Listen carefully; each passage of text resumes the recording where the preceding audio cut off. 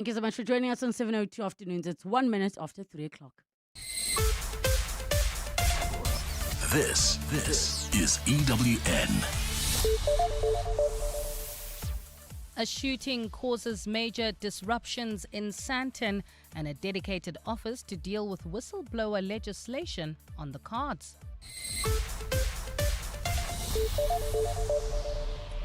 Good afternoon, I'm Bali Dlamini. We begin with news just in. Police are attending to the scene of a shooting in Sandton, which took place earlier this afternoon. As a result, Catherine Street is currently closed off to all traffic beneath the Grayston Drive overpass. The area has been cordoned off to allow the police and relevant authorities to process the crime scene. JMPD spokesperson Xolani Fihla says this closure is likely to cause severe delays. As we approach the afternoon peak hours, this closure is likely to cause severe delays on all surrounding routes, including Catherine Street, Grayson Drive, the M1 highway that's on the off-ramps to Grayson Drive, West Street and Rivonia Road. JMPD officers are being deployed to assist with traffic control and to divert vehicles away from the scene. The Justice Department has announced that it plans to establish an office to deal with the contravention of laws around whistleblowers. Minister Mamoloko Kubai released the proposed bill, which has been drafted to address the shortcomings of current legislation on whistleblowers. While the current laws do not provide sanctions for people who release the identity of whistleblowers, compromising their safety, if passed, the new bill proposes up to 15 years in prison for offenders. Kubai says whistleblowers who feel aggrieved or face abuse for speaking out will be able to report the matter to a retired judge appointed by the president. So if a whistleblower has registered a complaint and time passes that have been prescribed and the person that this whistleblower has disclosed to has not acted, the whistleblower has powers to go to the judge, retired judge, which once established and then will be provided as detail to the public, and then they can lodge a complaint to say, I have made a protected disclosure and action has not been taken. Director of Tshwane's Asset Protection Security Unit, Chukudu Malachi, has admitted to lapses of oversight and the possibility of paying out invoices for work not done. Malachi is appearing before the Malanga Commission to testify on the work of the unit, which he has been director of since 2013. The unit is tasked with protecting the municipality's more than 500 critical infrastructure sites. Thabiso Koba has more. The Asset Protection Unit regularly outsources some of its functions to private security guards. However, the Malanga Commission has heard how this function has been abused by politically connected companies and led to the unit consistently exceeding its budget allocation. An internal audit report in 2024 found the unit was not monitoring the sites being guarded by private security companies as required. Co-Commissioner Sesi Baloyi put it to Chukudu Malachi that there was no way of verifying whether the security companies were doing the work they were being paid for. I agree. You must accept that. I accept you probably did pay some invoices when they should not have been paid. Probably, yes. Thank you. Malachi says the unit doesn't have enough capacity to monitor all its sites. Thabiso Koba, Eyewitness News. Civil society organisation Dignity South Africa has launched a court challenge aimed at decriminalising medically assisted dying in the country. The organisation approached the North Gauteng High Court arguing that the current ban violates constitutional rights. Dignity SA says the case follows 15 years of advocacy for people with terminal illness who want a dignified death. Carlo Peterson has more. Dignity SA held a media briefing at the Desmond Tutu Centre in Cape Town today to propose a strictly regulated framework for medically assisted dying. The framework, which is now part of a High Court application, asks Parliament to develop new legislation within 24 months to place assisted dying in the palliative care system. Dignity SA attorney Sanya Boardman. In current South African law, it is considered murder for any doctor to assist someone medically to die. And this court case is seeking to challenge the constitutionality of that blanket prohibition. Boardman says Dignity SA will argue the current law violates a person's right to human dignity, equality and bodily autonomy. Carlo Peterson, Eyewitness News at the Desmond Tutu Centre in Cape Town. And in Mexico, Army divers have rescued a miner from a flooded underground tunnel. The miner has been trapped in the tunnel for 2 weeks now after an embankment collapsed at a gold mine. 25 workers were initially inside the gold mine when the tailings dam burst on the 25th of March. 21 managed to get out, but 4 were trapped, and an intense rescue mission then began. The miner has now been taken by helicopter to hospital, where he was able to reunite with his family. Gold is trading at $4,742.65 an ounce. The rand is at 16.45 to the dollar, 22.06 to the pound, 19.22 to the euro, and Brent crude oil is at $97.92 a barrel. Due to that shooting on Catherine Street just before Grayston Drive, traffic is moving really slow in that direction, so please be on the lookout as you head into that direction. While on Grayston Drive, traffic is sluggish from Rivonia Road coming to the M1. In your sport, Arsenal Slot admits Liverpool were in survival mode in their first leg UEFA Champions League quarter-final defeat to PSG. Burden-free Rory McIlroy looking forward to the defence of his Masters title. And Red Bull race engineer to leave the Formula One team for McLaren. It's a partly cloudy afternoon in Gauteng with scattered showers and thundershowers expected. Temperatures have peaked at highs of between 25 and 28 degrees. The top story in EWN this hour, police are attending to the scene of a shooting in Sandton, which took place earlier this afternoon. EWN, in touch, in tune, and independent. For the latest, visit ewn.co.za or download the EWN app. From the townships to the suburbs and everywhere in between, it's the 702 MTN Small Business Awards. Enter now on Prime Media Plus. Let's talk shop. You're with John Perlman on 702. Streaming on the Prime Media Plus app, DSTV channel 856, 92.7 and 106 FM.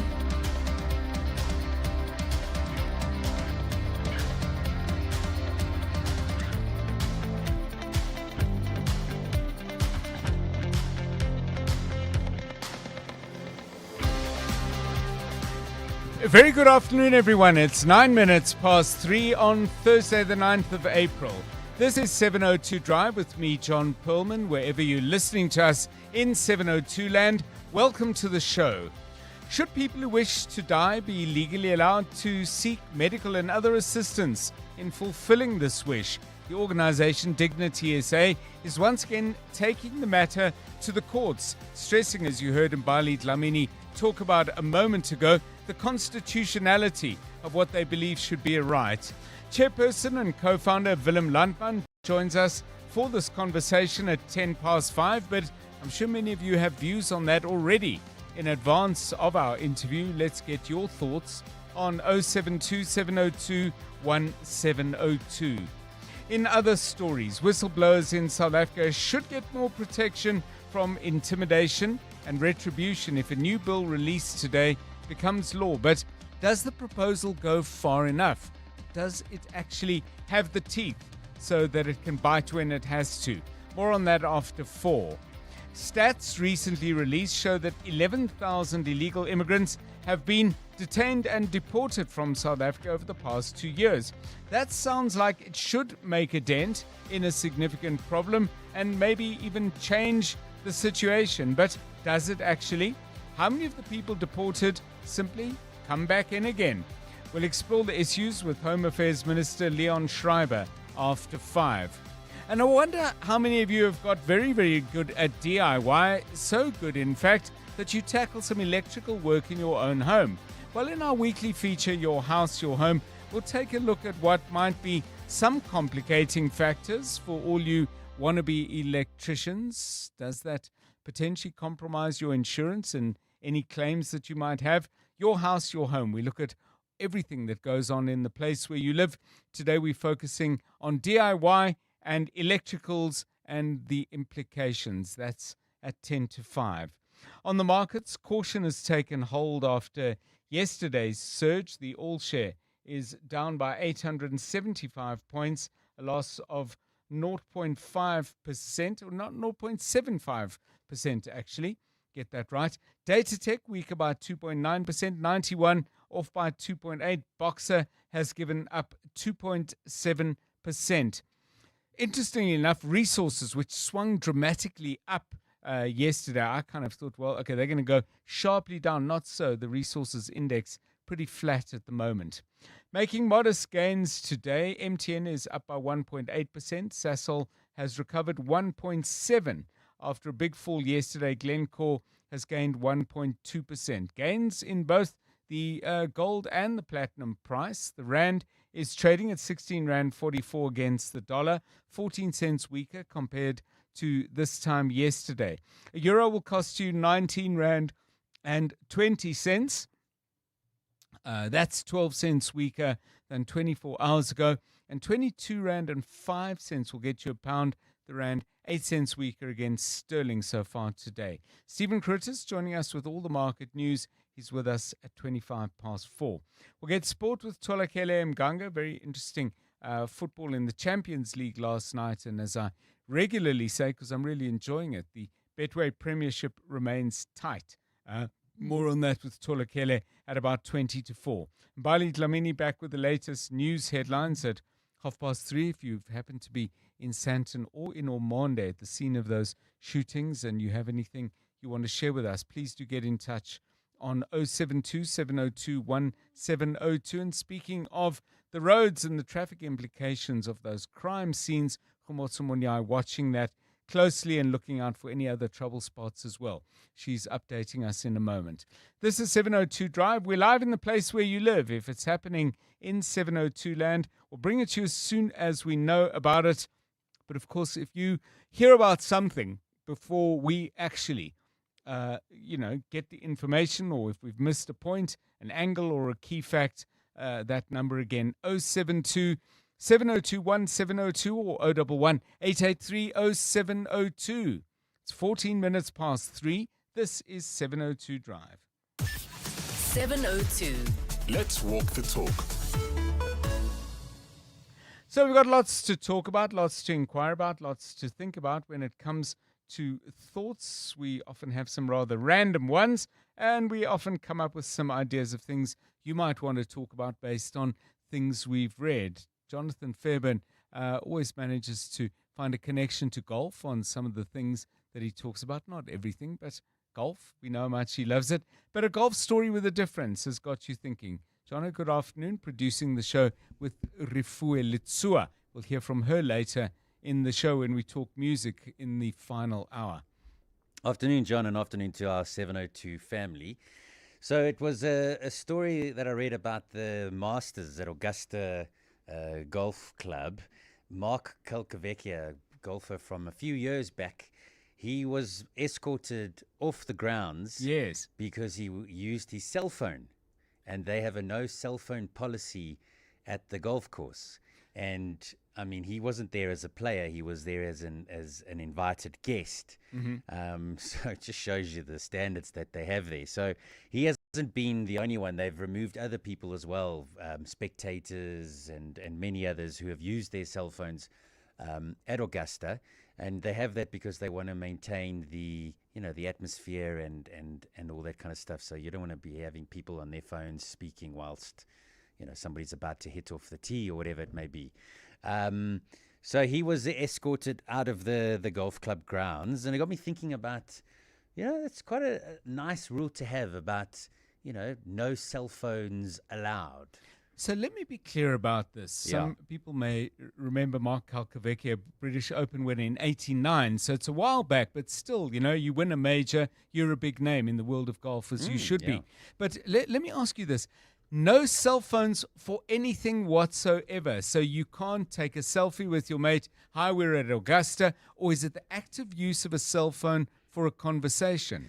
Look, I need to see the detail there, but okay. What I read was he was on the cell phone, so he was speaking on the cell phone. Okay, well, clearly that then, yeah. So that's probably the issue there. But I mean, I think if you're taking a photograph or something, I don't know, we'll need to check on that one. Yeah. But I think it's specifically speaking on your cell phone. And I thought about what other situations, environments should there be no cell phones? Or are we in a day and age now where cell phones are so common that you could be in a meeting with somebody and they pick up their phone? I mean, we'll do it a lot on our meetings before the show, where we'll be chatting and Rafua and I will be on the phones. You sometimes are on your phone, you're looking at a story, I'm looking at a story or chatting to potential guests, and we continue the meeting and sometimes talk while we're still doing it. Where others would probably think, this is like so bloomin' rude, what's going on here, you know?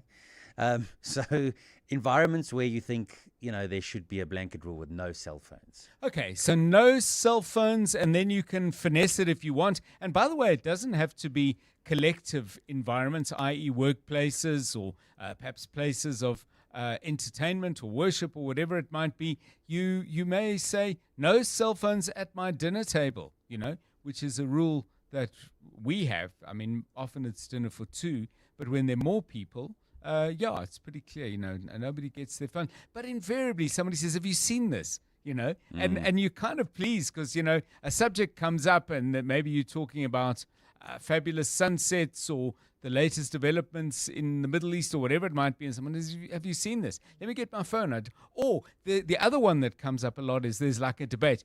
No, that didn't happen. You say, okay, here we go. Yeah. Let me just Google you. Google that quickly. Yeah, we're going to Google you into your place, pal. So give us your thoughts. Places where you think there should be no cell phones. Anyone ever been to Augusta, by the way? I mean, tickets apparently are unbelievably difficult to get hold of. I don't know if it's on your bucket list. It would be on the bucket list. I think very, very expensive. But years ago, there used to be a raffle. De La Salle High School. Oh, on 702. On 702. They used to do this yearly raffle where you could purchase a ticket. I think it was for 500 Rand. A lot in those days, huh? Yeah, well, yeah. I mean, Good but money. if you split it again with your four ball, it ends up being cheap and people would buy multiple. And there's been a few 702 Land listeners who have gone to Augusta because of that raffle. Well, there may be one out there. Give us a call if you went. Tell us. I mean, this is different to the question I'm asking, but I'd love to know what it's like spending 1, 2, 3, or 4 days at Augusta in Georgia in the US. But Khumotso, let's get your view. I mean, if you had firstly in your life, do you have cell phone free environments? We just say, guys, we're not sitting having dinner together, with our cell phones, or is that something you just feel maybe you're relaxed about and you don't need anyone to behave? What a tricky conversation. Very personal. At home we try. Put your phone down. Don't expose me like that. At home we try the no phones on dinner. Okay. Or when you go sleep, we don't have phones on us. But I was gonna say at church, can we just try to not have cell phones at church, because you are disturbing me while I'm in the spirit. Okay. But I think it's a very difficult thing to do because our phones are basically our lives these days. Yes. Everything is on our phones. So would you be distracted by someone sitting near you in church who's obviously not having a conversation, because I'm assuming that's not happening, but they're clearly engaged with their phone, they're texting, they're busy. Absolutely. That for you is just... I have a particular aunt, love her to bits, but she has this tendency of reading her Bible from her phone, right, which is great, but I suspect sometimes she gets a little too distracted. She'll be reading the verse and then 2 minutes of WhatsApp notification will come up, and then, so let's keep phones away in church. Okay, so we got church, we got Augusta Golf Course. For me, it's dinner tables, if you can sustain it. In the theater as well. There's nothing worse when you're watching a show and it's dark, and then the people in the front row, or whatever, the front row in front of you, are just scrolling along their phones. And it's so distracting. It's very distracting from the light. That's a good one. There was an incident where the director of a play was watching the performance of the play. Nice full house. The actors are doing their thing. Someone's phone rings. Someone picks up the call. Someone starts talking. And this guy made his way down the aisle, grabbed the guy's phone, and hurled it into the dark. I don't know if he used the torch on his own phone to check, how big the guy was, but I don't think he did. I think he was going to do it anyway. So you don't do that. One way to deal with it. 21 minutes past 3. Cell phone free zones. Your thoughts, please. 072 702 1702. Let's find out what's happening on the roads right now. Thank you, John. So, like Mbali reported in her bulletin, there has been a shooting on Catherine Street. This is just before Greyston Drive, and it is causing disruptions to traffic flow in that area. So, I would advise that you avoid that area and that scene and consider using Rivonia Road, maybe Oxford Road or West Street as alternative routes. If you are leaving Alexandra, traffic is heavily backed up. This is on the N3 South towards Bedford View from Vincent Shabalala Road to Linksfield Road.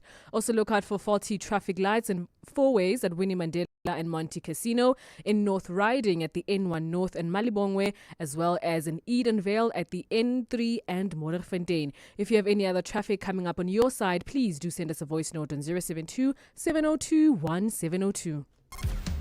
You're with John Perlman on 702. Let's walk the talk.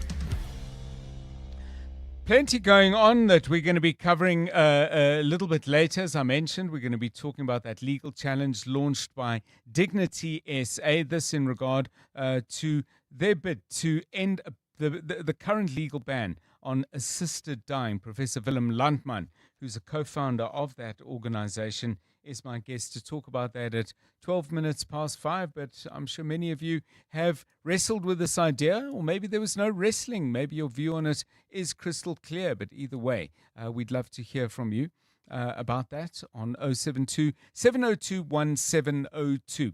Let's turn to this now. Economic freedom fighters held a briefing today, led obviously by that party's leader, Julius Malema. A lot of issues coming up, lots of considerable interest. Alpha Ramushwana, our EWN colleague, was there and he joins us now. Alpha, very good afternoon to you.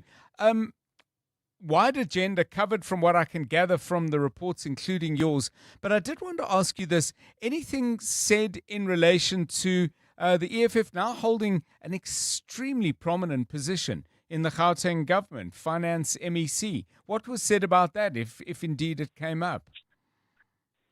Good afternoon, John. Of course, you would remember that last week the Economic Freedom Fighters officially joined the Gauteng government, the multi-party government, which is led by the ANC in this province, and the EFF's provincial leader, Nkululeko Dunga, was subsequently appointed as the MEC for Finance in the province. And so Julius Malema, likewise, did react to the party officially joining the multi-party ANC-led coalition, saying that it's something that they had long desired for, and they believe that Nkululeko Dunga, the Finance MEC, will perform well as the Finance MEC for Gauteng. In fact, he says that this type of a coalition should also be taken to national government. He believes that the ANC should stop governing with the Democratic Alliance and move closer with the EFF and the MK party.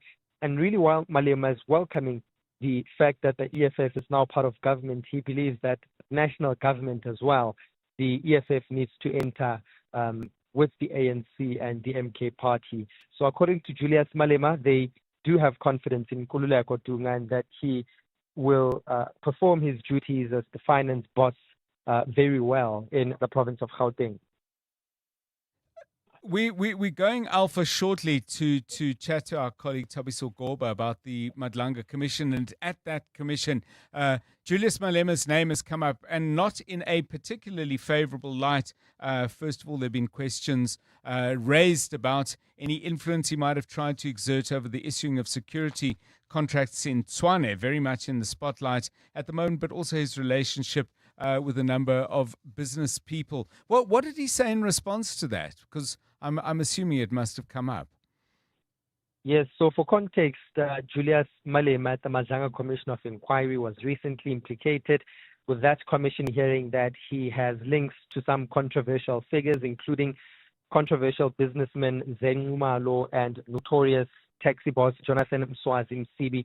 And Julius Malema at his presser today really did not distance himself from these two figures. In fact, he confirmed knowing them and having some form of relationship with them, saying that he has visited and had meetings with the taxi boss quite a number of times, and they knew each other very well. Also with the controversial businessman Zen Ngumalo, also saying that he does know him. They also have had meetings, but the fact that he knows him, Malema says, does not mean that he was involved in whatever criminal activity. that they may have been involved in. We heard at that commission, John, that Zengumalo was very or had some hand and access to very private police documents implicated by Sergeant Faninkosi.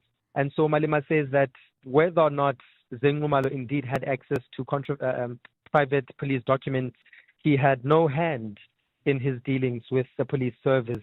Says the taxi boss as well, Jonathan Mswazini, he doesn't know if he was involved in any criminal activity, but wasn't involved in any of those criminal activity. But he did not distance himself from them. In fact, he confirmed that he knew them very well. Thanks so much, Alpha Ramashwana, updating us on that. Well, let's move to that Madlanga Commission that I was just noting in regard to the EFF leader, because, as I say, his name has come up in a number of ways in that regard. And let's turn to what happened out at the Bridget Mabandla Justice College so far today. Over the past few days, as I'm sure many of you know, the focus has been on the Tshwane Metro Police Department, and the man who is answering questions today is a very central figure there. Director of Assets at the Tshwane Metro Police, Chukudu Malachi, has been giving testimony. So, Tapiso Goba, our EWN colleague, has been keeping a close eye on things. Tapiso, welcome to 702 Drive.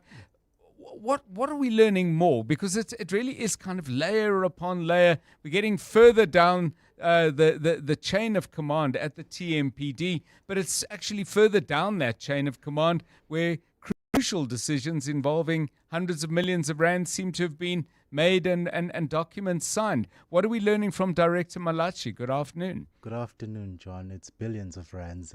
Billions, okay. Of taxpayer money at the Tshwane residents. As you said, John, we're getting lower down the chain. We started with the head of the TMPD, the deputy chief, and now we're the director. And what we're trying to find out is that who was really responsible for some of these security companies fleecing the municipality of billions of rands for sometimes even work that they didn't even do. Now, we know that both the deputy chief and the head of the TMPD, they've sort of removed themselves, insulated themselves from responsibility. And now we have the Director of Assets Protection Unit. This unit deals with protecting critical infrastructure of the municipality. So they are responsible for outsourcing some of these functions to private security companies. Again, and I have to say that Mr. Malachi, Chukudu Malachi, he's not necessarily accused of any corruption. It's also the same sort of things that the other two previous witnesses who testified yesterday, that there has been a lack of oversight. And Mr. Malachi has also passed the buck too. You know that there was an inspector, Lebogang Piri, a very junior employee, who allegedly signed off on a lot of these contracts for a number of politically connected security companies. This junior employee worked under Mr. Malachi, and Mr. Malachi said, I didn't give him authority to do that, and I don't know why he did that. Mr. Piri did make a brief appearance at the Madlanga Commission this morning. He's due to come back on the 20th of April, so maybe he'll finally, give us an indication of who actually gave him the authority to actually give some of these contracts that cost the city millions of rands to these private security companies. Well, if the Springbok backline can move the ball as fast as these guys pass the buck, I think we're going to win another World Cup. But Tabiso, let me ask you this, and I think you highlighted this in the material you provided for Mbali's 3 o'clock bulletin, that there seemed to me to be a quite extraordinary exchange, although it falls into the category surprised but not shocked, because, we're hearing this over and over again.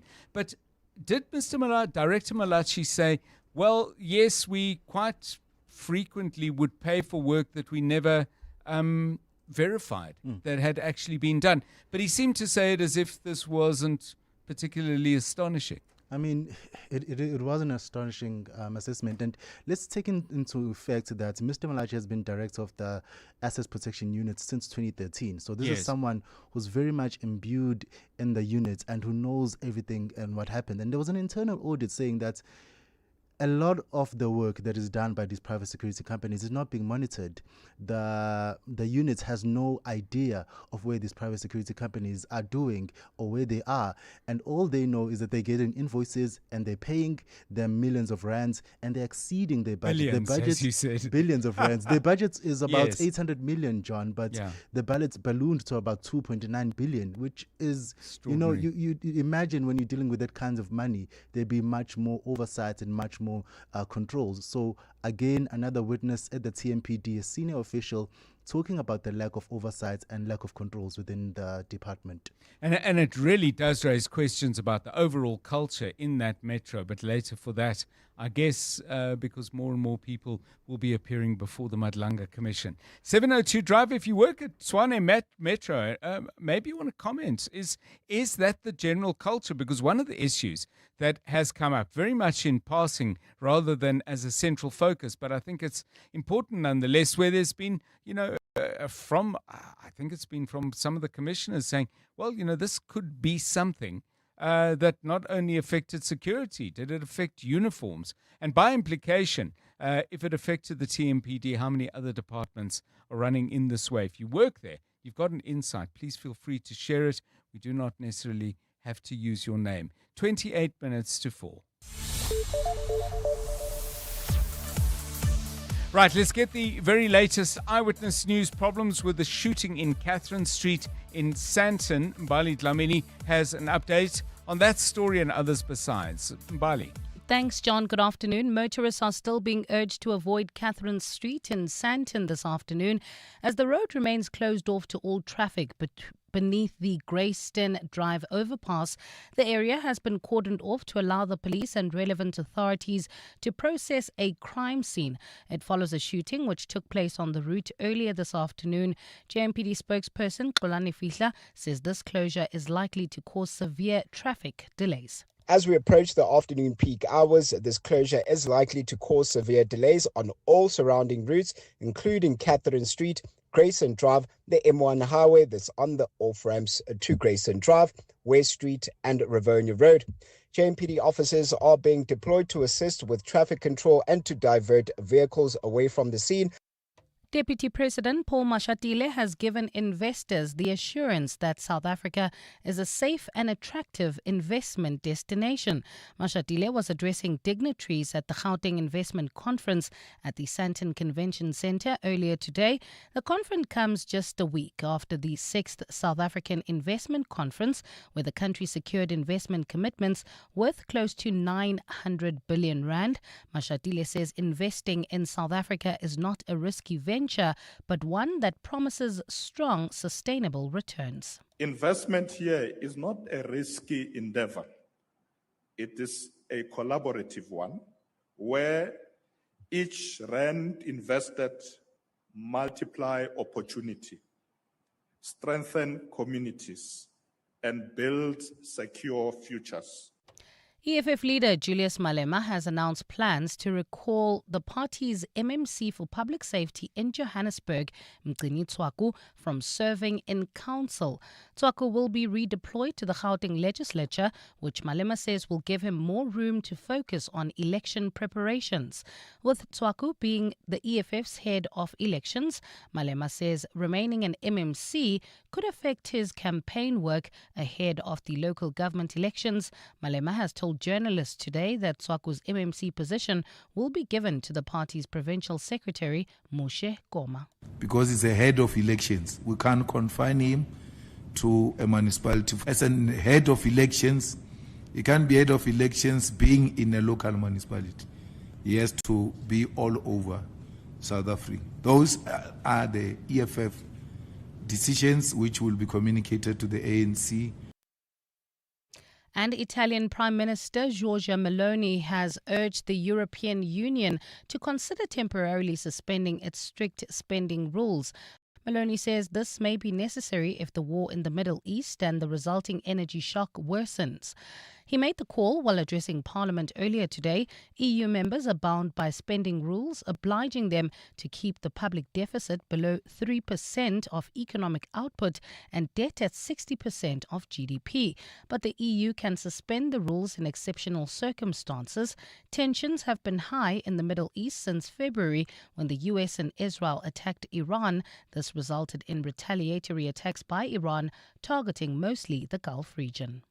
It's a partly cloudy afternoon in Gauteng today with scattered showers expected. Temperatures have peaked at highs of between 25 and 28 degrees. While in the opposite, leaving Alexandra, traffic is heavily backed up on the N3 South towards Bedford View from Vincent Shabalala Road to Linksfield Road. And while in the opposite direction, there's been an accident on the N3 North at the Gilulis interchange, slightly affecting flow of traffic. The top story in EWN, motorists are being urged to avoid Catherine Street in Sandton this afternoon as the road remains closed off to all traffic beneath the Grayston Drive overpass. 702 Breakfast with Bongani Bingwa. I cover everything on my show. We tell you what's happening in the world of entertainment, of sport, but principally, of course, news and current affairs. But we also pride ourselves on weaving a thread in terms of social issues. Our conversations aren't just about opinions and opinion shapers. They're also about our listeners, their lives and their experiences. Our listeners are people who are thinking about the hard issues our world is facing, but they're also people who themselves are decision makers. So many CEOs or ministers get some of the information that they use to make their decisions based on what the show covers. 702 Breakfast with Bongani Bingwa, weekdays from 6 to 9 a.m. On the go and your stomach suddenly not keeping up, that burn, bloating or reflux could be symptoms of an ulcer. Stress can make it feel even worse. Ulcernic offers triple action relief by coating your stomach lining with a protective layer, and it works for up to 6 hours. No prescription needed. Choose between suspension, tablets, or effervescent tablets. Keep an eye on the shelf for Ulcernic's new packaging. Fresh new look outside, same trusted relief on the inside. Visit the Ulcernic Facebook page for more. New from the House of Citroën. Ah, so stylish. 470-litre boot space. I need it. Keyless entry, so chic. Cruise control. Ooh, bonjour. 4-year or 60,000 kilometer service plan? Oui. The stylish, all-new Citroën Basalt is here. You want a piece of it. Starting from 354,900 Rand. Register now for limited deal assist of up to 40,000 Rand. Visit citroen.co.za. T's and C's apply. Get a free optical frame when you get tested at Specsavers this April. Purchase a comprehensive eye examination and get your optical frame free up to the value of 1,000 Rand. Choose your free frame from our wide range of trendy, affordable styles. Get tested today at your nearest Specsavers or book online. Affordable eye care, Specsavers. T's and C's apply. The Money Show. Weekday evenings at 6. You clearly believe the sky is the limit. You're hugely optimistic about future growth for the entire group. We're just at the start of our journey. We've got to the point where the assets and customers we've got are compounding fast, but it's still just a decade in, and we've got decades ahead of us. There's just so much more ahead of us and so much more growth and so much more opportunity. Charles Savage, CEO at the Purple Group. The Money Show on 702. Let's walk the talk. The Money Show, Stephen Curtis, is brought to you by ABSA Sponsorships. For 20 years, ABSA has been a proud sponsor of the ABSA Cape Epic. And now they're giving you a chance to take your grit to the gravel. Join Team ABSA Cycling on Strava. Upload your rides and you could win one of 2 ABSA Cape Epic 2027 team entries. Because your story matters. ABSA is a registered FSP. The water crisis in South Africa is no secret, but on the 19th of April, a concert for water at Nyrox Sculpture Park will reflect on the urgencies and shared entanglements which connect and sustain us through water, essential for life. Musically created by DJ Bob, artists present a program selected and composed for the concert, including Paul Hanmer, Thandi Ntuli, Yonela Mnana, and others, with the resident grand piano in the Nyrox Gardens. Limited tickets are available from nyroxarts.com. Nyrox is a private not-for-profit foundation to benefit the arts. All income is used to maintain the grounds, the artist residency program, and artist support. 702. WhatsApp John on 072 702 1702. Good afternoon, John and my 702 family. You're speaking to Mama Bully from the Eastern Cape, Kutsolo. You know, I'm happy about this topic on assisting those who are terminally ill to die with dignity. I watched my mother in 2009, terminally ill, day in, day out, and there was nothing that could be done. So I wouldn't want to be in that position. I fully support that there be a way of assisting people to die peacefully. Thank you, John. Have a blessed evening. Hi, John. No cell phones in ICU. The most bug-ridden item for ICU is a cell phone. Thank you. Hey, Dr. John. Yeah, with regards to the use of cell phones, at funerals, people these days, it's like they are just recording and recording, they're recording family members crying. I just feel it's inappropriate. It's label in one back. Hi, there's been another shooting on Xavier Off-Ram in Omondi. Traffic is heavily backed up as you exit Crown Mines and on the M1 South Highway, south from Gold Reef City towards Southgate. Yeah, thank you for those updates. We're going to try and get the very latest from both of those crime scenes. Obviously, we'll update you in terms of the traffic, but also see if we can find out more besides. Thank you very much for those messages.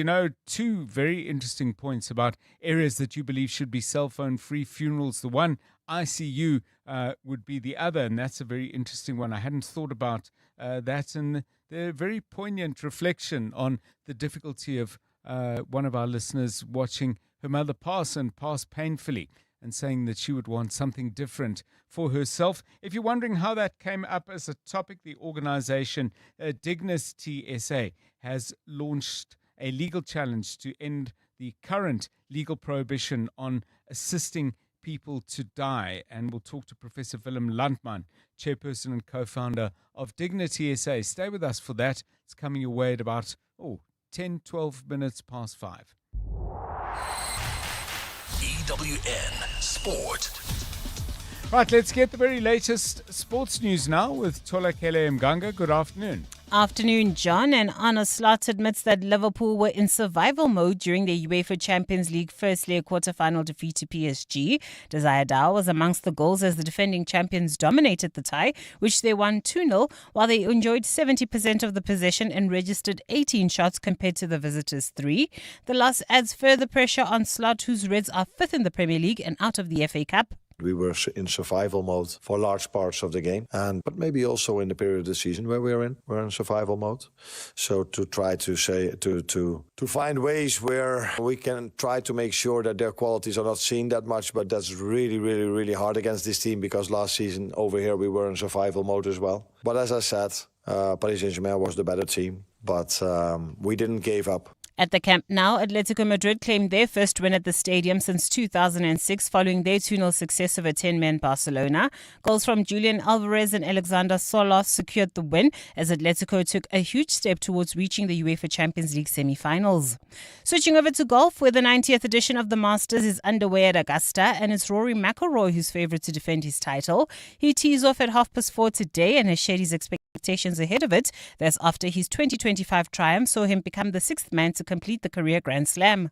It's going to be a tough test this week. The wind is going to be up tomorrow. The greens are going to get firm. It's not certainly not going to be a birdie fest. So it's going to require patience. It's going to require more of a mental grind maybe than this place is always that way. But I think even more so, going to get wind swirling. You're going to be indecisive. So the more I can be decisive and be trusting in what I'm doing, that's what I'm going to need to do.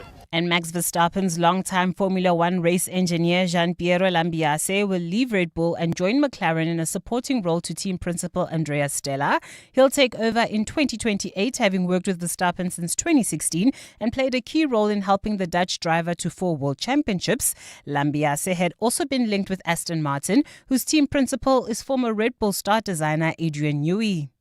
Tolagile Mganga, Eyewitness News Sport. EWN Traffic.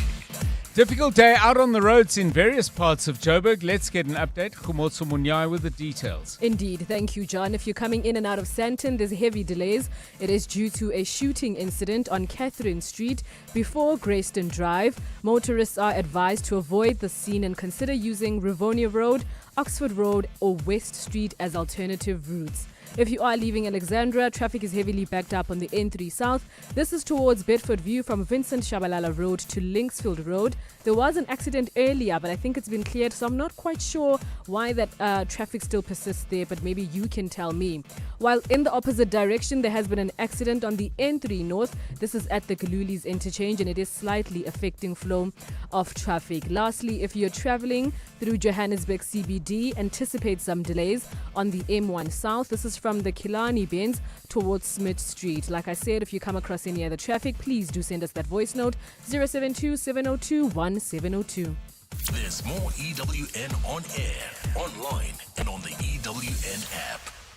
Small business owners speak a language of their own, and it's a language MTN Business and 702 understand very well. The 702 MTN Small Business Awards. Enter now on Prime Media Plus. Let's talk shop.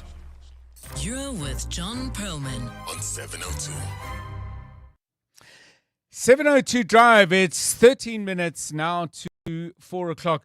Tolakele Kabazela introduced us, got the conversation going by telling us about the golfer Mark Calcavecchia, won a major, the British Open in the late 1980s. He was out at Augusta. He was on his cell phone and he was escorted off the premises. Of course, the premises are vast and hallowed for people who absolutely love golf and follow all the big tournaments, especially the majors. But it prompted us to have another broader conversation. Can you think of places, situations, circumstances where you wouldn't mind seeing that kind of tight control?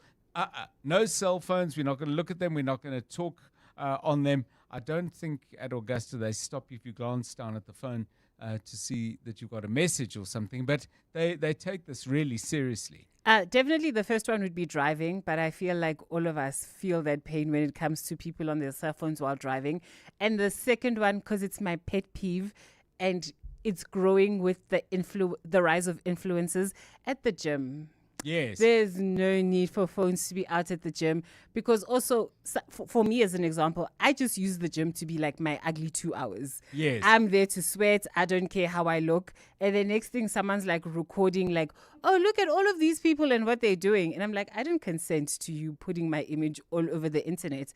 I use this time to de-stress. There's no need for you to be using it as content.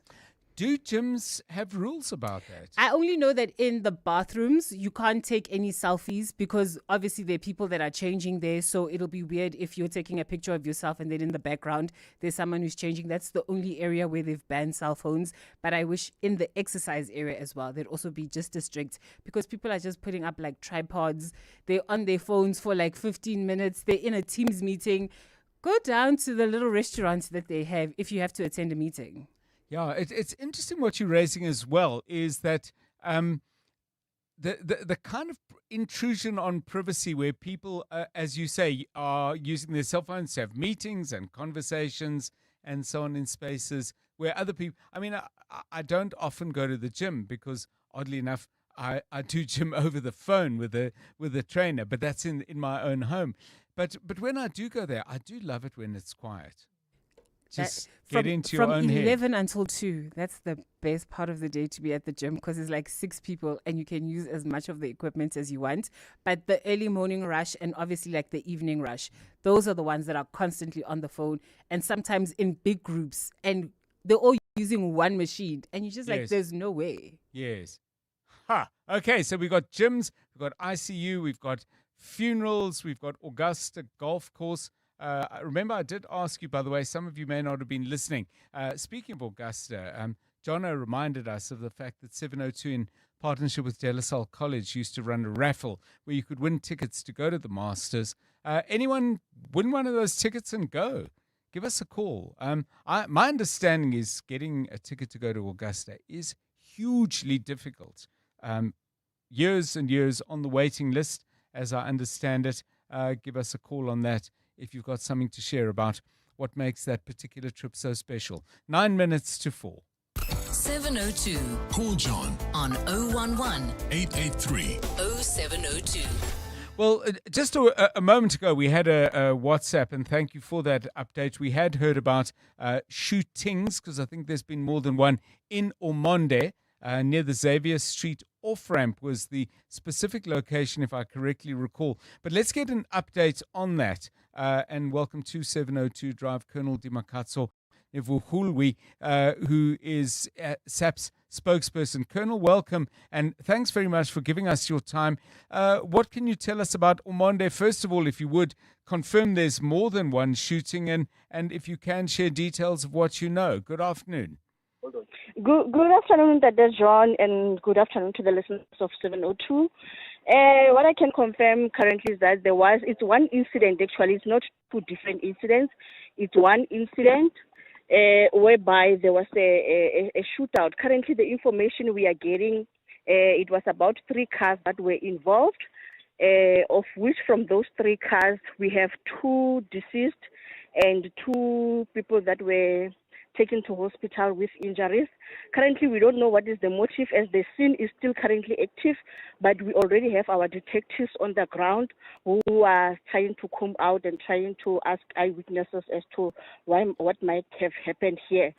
But we understand that from these 3 vehicles, there was 2 of them. The other one was escorting one with cash. Right. But we cannot confirm that because we didn't find any cash on the scene. But that is what we are getting. It's some of the information that we will still be following up on. So right now, I can confirm that we will be investigating a case of murder and 2 counts of 2 attempted murder. As I've already indicated, that 2 people are already dead from the shooting and 2 have been injured. So just some points of clarification, Colonel, from some of the things you've told us. Firstly, when you say there seem to be indications that one of the vehicles was escorting a vehicle that was carrying cash, were these regular civilian vehicles? In other words, it wasn't a cash-in-transit vehicle, but from what you're hearing, or what your investigations are starting to unravel, that one of the vehicles was carrying cash, but it wasn't a CIT vehicle. Have I understood that correctly? It's not. It was a private vehicle that was being escorted. So it seems like the third vehicle is the vehicle of the suspect. But at the moment, we cannot for sure say that it was the suspect's vehicle. But like I said, we have our investigators on the ground. They are still trying to patch the information and try to see what we can work with.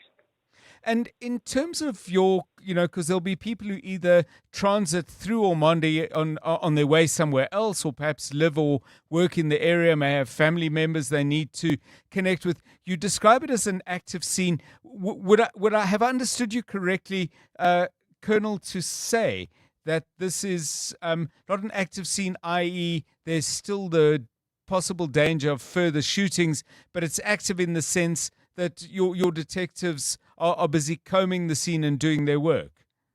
It's still active, and Dr. John, in a sense that we still have our detectives on the ground, and we also have our forensic that is on the ground also combing out the scene as to see what we can get. And because as we can see on the scene, there are also cartridges, so we also need to get those cartridges. They need to be sent for ballistic and so forth. So that will form also part of the investigation. And the road that is where the incident happened, it is on corner Crownwood in Ormonde and Renter Street. Thank you very much, Colonel Dimakatso Nevuhulwe, who is SAP's spokesperson, joining us on 702 Drive. If you do live out in that area, perhaps you heard or have seen something about it. The news, 2 people dead, 2 people have been injured in a shooting, and Crownwood is the road where this took place, apparently quite close to the Omonde Primary School. Obviously, huge implications if it happens in near any school, but particularly when the younger children involved. So if you are involved with the Omonde Primary School, perhaps you've got some insights into just how you're dealing with it, because I would assume there must still be some learners on the premises, not to mention the people who work there and work into the afternoon, even when school is done and dusted. Bad times out in the south of Joburg, and as you probably heard, a shooting on Catherine Street in Sandton as well. We'll look for more details on that as well, if you're able to help us with those, by the way. 072 702 1702. 4 minutes to 4. The Midday Report with Mandy Wiener. The Midday Report at its heart is a current affairs show, but it really is a show about everything you need to know about and everything you didn't know you needed to know about. Our listener is sharp, plugged in, curious, has developed opinions, but is still open to learning new things. My favorite part is how witty, sharp, and funny our listener is. What we cover every day is breaking news, current affairs, politics, the courts, global developments, science, education, popular culture, sports, books, and of course, good things too. I like to think of it as a lunchbox with a little bit of everything. What I love about 702 Land is that it is full of energy. There's always something happening, a developing story to follow. But it's not parochial. The 702 family cares about what is happening in the world around them and how we plug into that. The Midday Report with Mandy Wiener. Weekdays from 12 to 1 p.m. The Audi Open House sales event is now on until the 30th of April. It's the biggest Audi sales event of the year. So get to your closest Audi dealership and you can test drive a wide range of Audi models, explore exclusive limited time offers, and stand a chance to win an Audi Formula One experience. If you've been waiting for the right time to experience Audi, this is it. Visit audi.co.za for more or to book your test drive. Terms and conditions apply. Breathe in, insurance. Breathe out, pineapple. In, insurance. Breathe out, pineapple. Again, in, insurance. Out, pineapple. Again and again. Pineapple FSP 48650 is underwritten by Omart Insure Limited, a licensed non-life insurer and authorized FSP. Imagine a holiday where the only thing on the to-do list is enjoy yourself. With Norwegian Cruise Line, you can sail to over 400 destinations worldwide effortlessly. Visit ncl.com for the best deals or contact your travel agent today. Norwegian Cruise Line. It's different out here. T's and C's apply. On Sunday, 12th April, Josie My Josie's Main Street Sundays is taking over Marshalltown and flipping the script on how Josie moves. One whole street in the heart of the city, closed to cars, just people, vibes, and that Main Street magic. There'll be music, food, a local Lekker Makers market, and free activities all day. And 702 Soulful Sunday with Kenny Maestri and Pushaza Sibia will also be there, broadcasting live from the inaugural Main Street Sundays from 10 a.m. to 5 p.m. Go to josiemyjosie.com right now for all the details and to grab your free tickets. And let's show the city what happens when the streets belong to the people. Josie My Josie, Babize Bonke. From the townships to the suburbs and everywhere in between, it's the 702 MTN Small Business Awards. Enter now on Prime Media Plus. Let's talk shop. You're with John Perlman on 702. 702 Drive. So Nicholas sends us this because if you've just joined us, we've been having a conversation about places where people that should be much more cell phone free than they are. And Tolakele was giving quite clear and very strong views about people who are constantly filming with their cell phones in gyms. Then the question was, well, are you allowed to just do that? Nicholas weighs in with this view. John, you aren't allowed to record at a gym at all or take any pictures. You can report that person to the front desk as it's not allowed. Contrasting views, the one we heard earlier was that no filming in the change rooms, no filming in the gym at all. I didn't know that was a thing. So if anyone else, or perhaps you work at a gym, manage one, or are involved in one of the big gym chains, give us a call, please, and let us know what exactly are the rules and how difficult are they to apply. 702 Drive, it's 4 o'clock. This is EWN. 2 people shot and killed in an incident in Omonde, and a dedicated office to deal with whistleblower legislation on the cards.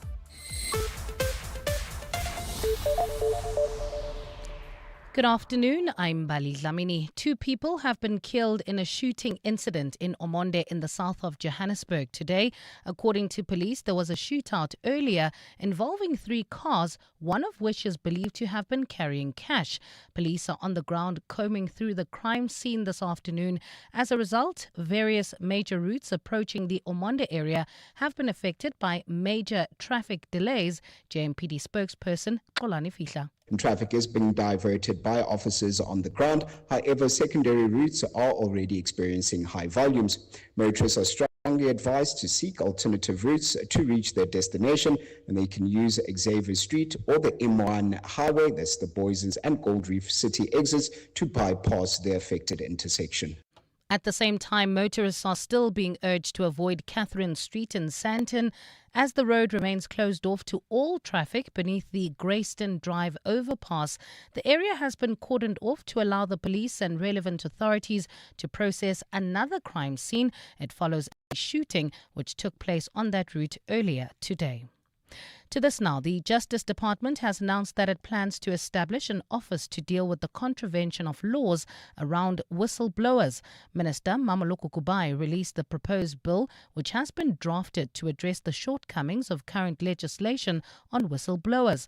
While the current laws do not provide sanctions for people who release the identity of whistleblowers, compromising their safety, if passed, the new bill proposes up to 15 years in prison for offenders. Kubai says whistleblowers who feel aggrieved or face abuse for speaking out will be able to file a report. So if a whistleblower has registered a complaint and time passes that have been prescribed, and the person that this whistleblower has disclosed to has not acted, the whistleblower has powers to go to the judge, retired judge, which once established and then will be provided as detail to the public, and then they can lodge a complaint to say, I have made a protected disclosure and action has not been taken. Director of Tshwane's Asset Protection Security Unit, Chukudu Malachi, has admitted to lapses of oversight and the possibility of paying out invoices for work not done. Malachi has been appearing before the Madlanga Commission to testify on the work of the unit, which he has been director of since 2013. The unit is tasked with protecting the municipality's more than 500 critical infrastructure sites. Tabiso Koba has more. The Assets Protection Unit regularly outsources some of its functions to private security guards. However, the Madlanga Commission has heard how this function has been abused by politically connected companies and led to the unit consistently exceeding its budget allocation. An internal audit report in 2024 found the unit was not monitoring the sites being guarded by private security companies as required. Co-Commissioner Sesi Baloyi put it to Chukudu Malachi that there was no way of verifying whether the security companies were doing the work they were being paid for. I agree. You must accept that. You probably did pay some invoices when they should not have been paid. Probably, yes. Thank you. Malachi says the unit doesn't have enough capacity to monitor all its sites. Tabiso Koba, Eyewitness News. And in Mexico, army divers have rescued a miner from a flooded underground tunnel. The miner has been trapped in that tunnel for 2 weeks now after an embankment collapsed at a gold mine. 25 workers were initially inside the gold mine when the tailings dam burst. On the 25th of March, 21 managed to get out, but 4 other miners were trapped, and an intense rescue mission then began. The miner has now been taken by helicopter to hospital, where he was able to reunite with his family. Gold is trading at $4,742.65 an ounce. The rand is at 16.45 to the dollar, 22.06 to the pound, 19.22 to the euro, and Brent crude oil is at $97.92 a barrel. In Kelvin, traffic is heavily backed up on the N3 South. This is due to an accident just after Marlborough Drive. And if you are travelling through Johannesburg CBD, anticipate some delays on the M1 South from Killarney Bends towards Smith Street. In your sport, Arne Slot hoping Anfield factor can help Liverpool overturn the UEFA Champions League tie against PSG. Patrice Motsepe says CAF will respect CAF's ruling regarding AFCON 2025 final. And Tyson Fury targets a Battle of Britain bout against Anthony Joshua. A partly cloudy Friday in store for Gauteng tomorrow. Johannesburg will drop to overnight lows of 13 degrees, peaking at 27. Pretoria 14 and 29, and Vereeniging 15 and 26 degrees. The top story in EWN this hour: 2 people have been killed in a shooting incident in Omonde in the south of Johannesburg. EWN, in touch, in tune, and independent. For the latest, visit ewn.co.za or download the EWN app. From the townships to the suburbs and everywhere in between, it's the 702 MTN Small Business Awards. Enter now on Prime Media Plus. Let's talk shop. 702. Drive home with John Perlman John Perlman, 3 to 6 p.m. on 92.7 and 106 FM. Let's walk the talk. 702 Drive, it's 6 minutes past 4. Lots to come on the show. Starting with a conversation with Ben Teron. He is CEO of the Whistleblower House. The Minister of Justice officially released something called the Protected Disclosure Bill. The aim is to much, much more than we currently do protect those people who have put their safety, their careers, their mental health on the line by stepping out as whistleblowers. All sorts of protections outlined in the bill. First of all, though, do the measures, and it is a bill, so, you know, that can change. Do the measures go far enough? Do they hit the mark? And crucially, the question we ask every time new legislation is brought to the fore, do we actually have the systems in place to make sure that this doesn't just live on paper but lives out in the real world? I'm also interested to know, by the way, have you been a whistleblower? And that doesn't necessarily have to involve major corruption or anything that might make the news. It might involve something important but unknown to all the rest of us in the place where you work or in the neighborhood. It might even be in a sports club you belong to. But if you've stepped out, put your hand up and said, hang on, I've seen this. It's wrong and I'm speaking out because it needs to stop. What has been the outcome? How did it go? And if there is to be greater protection for people like yourself, what protection for you would absolutely hit the mark? There are many people out there who have in one way or another blown the whistle. And I would think the vast, vast majority of them are unsung heroes. We don't even know your story, but if you'd like to share it, we'd like to hear it. 072-702-1702. If you think it's easier maybe to do it by way of a phone call, we'd be very happy to hear from you on that as well. After 5, we are going to chat to Minister of Home Affairs, Minister Leon Schreiber. Home Affairs has deported almost 11,000 illegal immigrants from South Africa over the past 2 years. The question I'm really keen to understand, though, is first of all, do they know if many of those people actually come back? Would they even have a way of tracking that? And secondly, is this effective? Is it simply trying to push back a tide that is better dealt with in other ways? Or do they believe that this is finally starting to make some kind of mark on a problem that I think many South Africans believe needs addressing? So Leon Schreiber, Minister Leon Schreiber, our guest at 20 past 5. Before that, we'll talk to Professor Willem Landman, joining us from the organization Dignity SA, their bid to get medically assisted dying made legal. And they're approaching the issue citing and as a bedrock of their argument, South Africa's constitution. We also have been asking you about cell phones and places that you believe ought to be cell phone free. Kitty has sent us a very comprehensive list that I think I ought to share before we hear some of your voice notes. Kitty says, in the classroom, at church, during dinner, on a date, whether lunch or dinner, where we need to converse and interact. Bedtime too, when you have a partner. Phones have replaced so much human interaction that all we ever do is miss to be in the moment by simply capturing it on our phones, the actions that led to that moment. It is, she says, sad. In church, some miss the message because they're captured by this little gadget. In school, some kids miss the lessons because of that phone. It's like everywhere you look, we have turned into tabloid journalists incognito, which she says is annoying. Give us your thoughts. 702. WhatsApp John on 072 702 1702. Hi, John. With regards to the banning of cell phones in which places, I say ban it everywhere. Bring back the tiki box and bring back the telecom landline so that when you're engaging with somebody, you actually have their attention and you're not looking at a cell phone expecting the next message to come through. And it's about, excuse me, I have to take this call quickly. That's my view. Just. Good afternoon, Ntate John.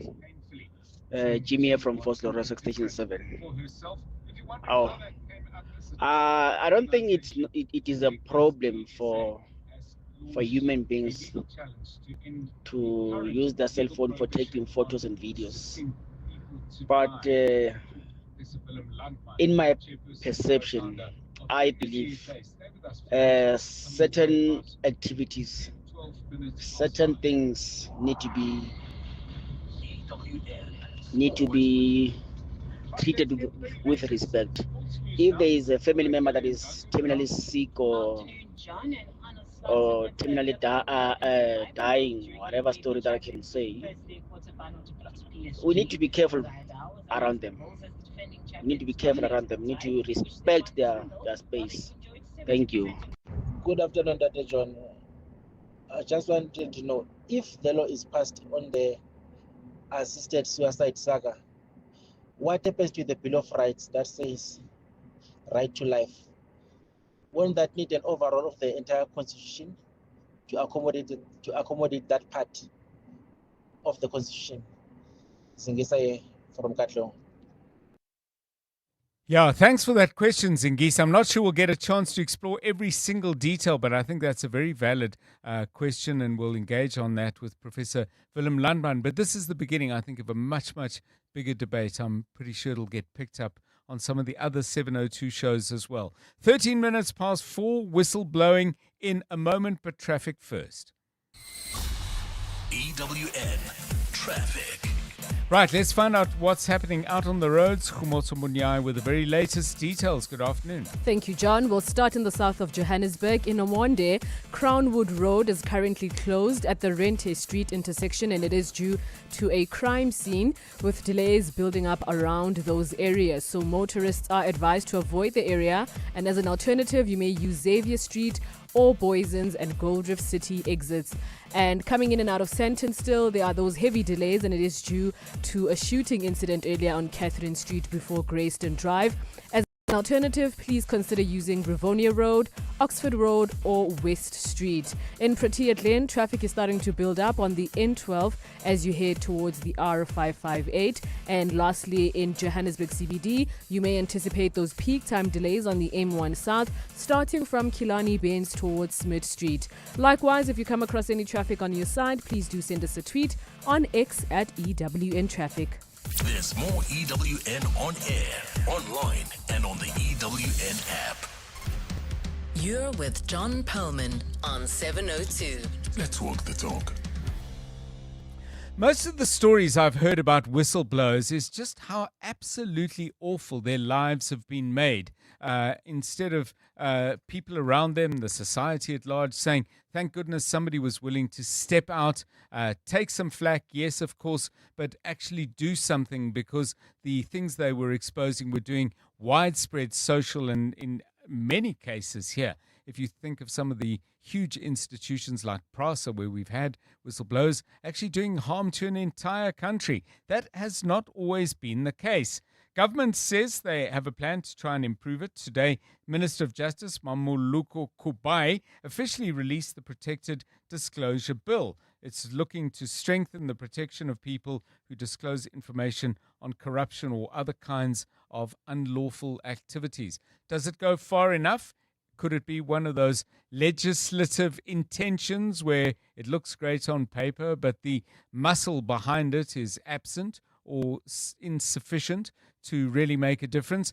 Let's engage with somebody who studies this closely. Ben Tron is CEO of the Whistleblower House, an organization set up to deal with precisely these issues, and he's with us now on 702 Drive. Mr. Tron, welcome, and thanks very much for giving us your time. What does the bill bring us that we didn't have before, and is this a step in the right direction at least?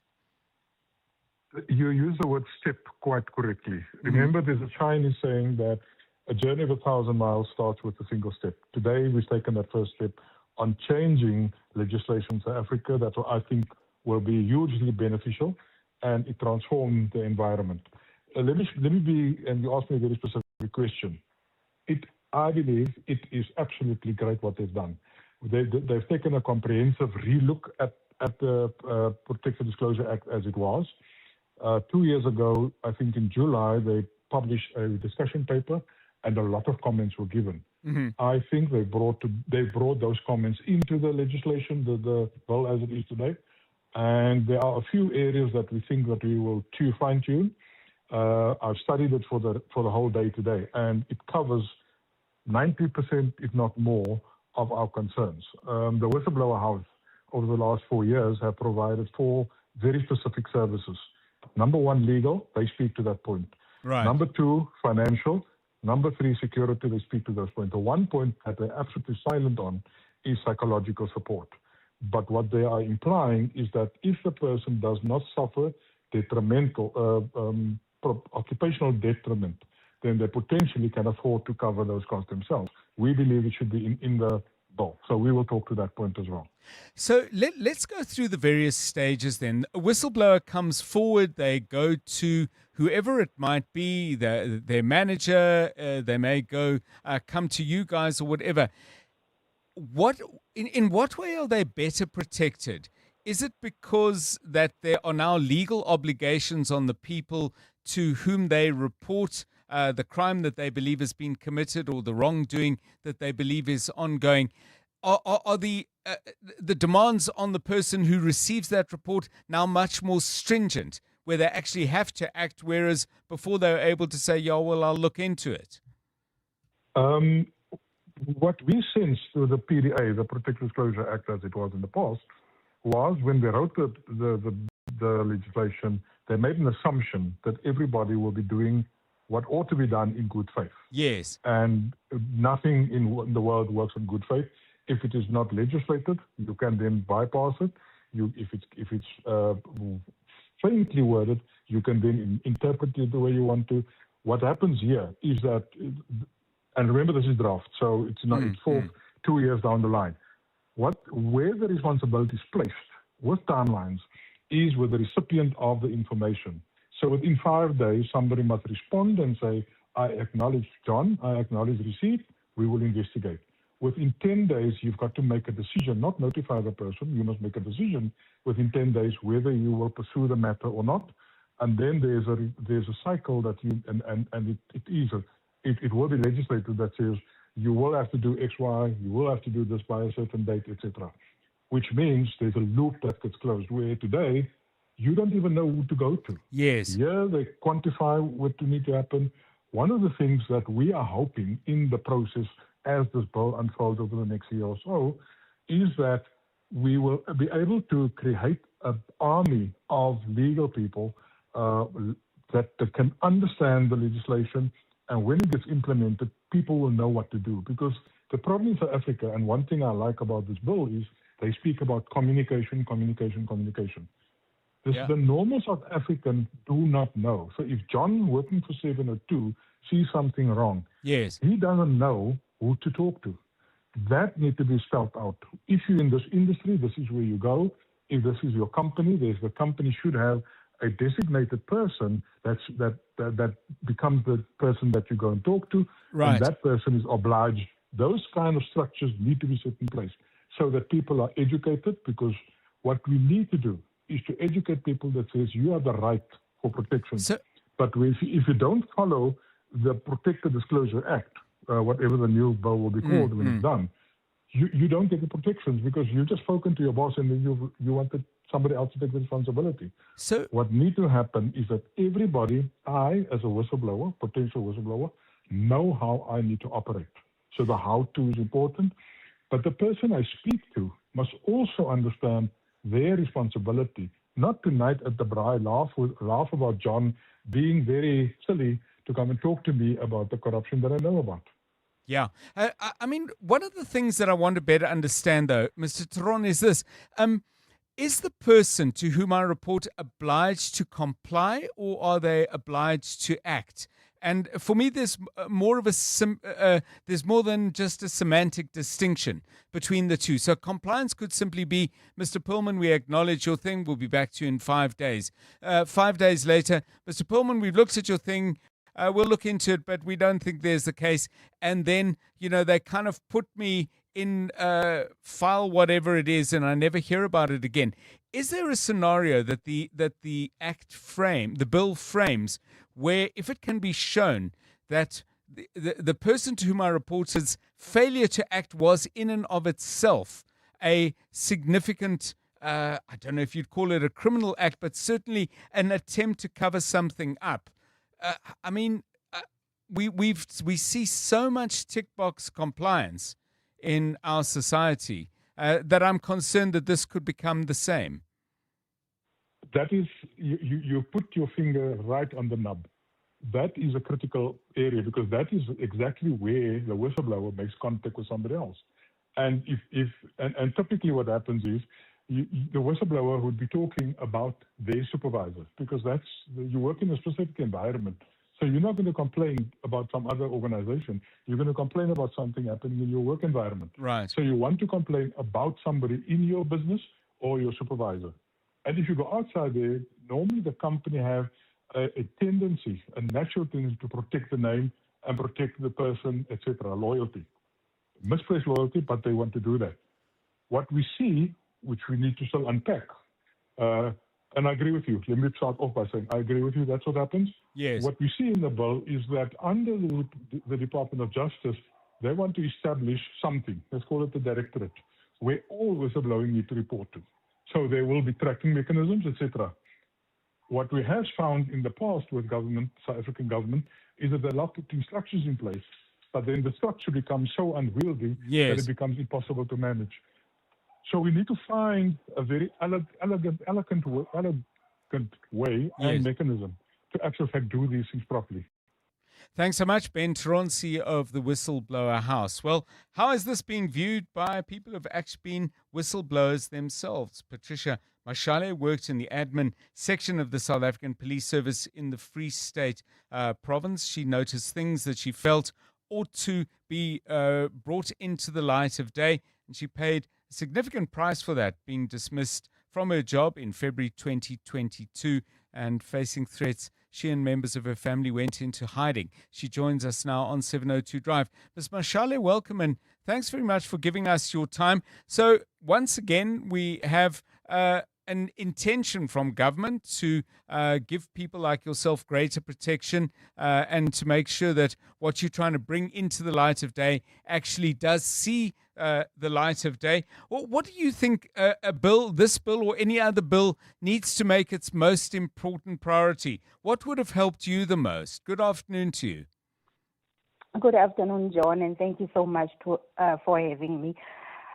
John, always the most important thing is the protection of whistleblowers, because the whistleblowers are actually the people who are exposing all the rot.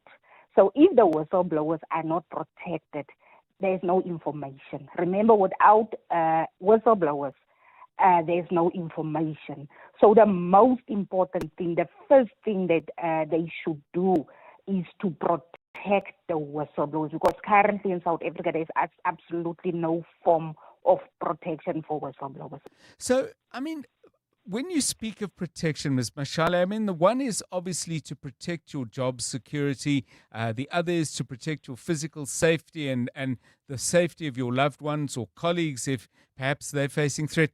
But what struck me is the other way to protect you is for there to be quick and effective consequences for the people who have committed the crimes that you're trying to expose. I mean, isn't that ultimately what's going to make the biggest difference? If you bring something to the light of day and John and his colleagues who've been ripping the SAPS or anybody else off actually find themselves in court?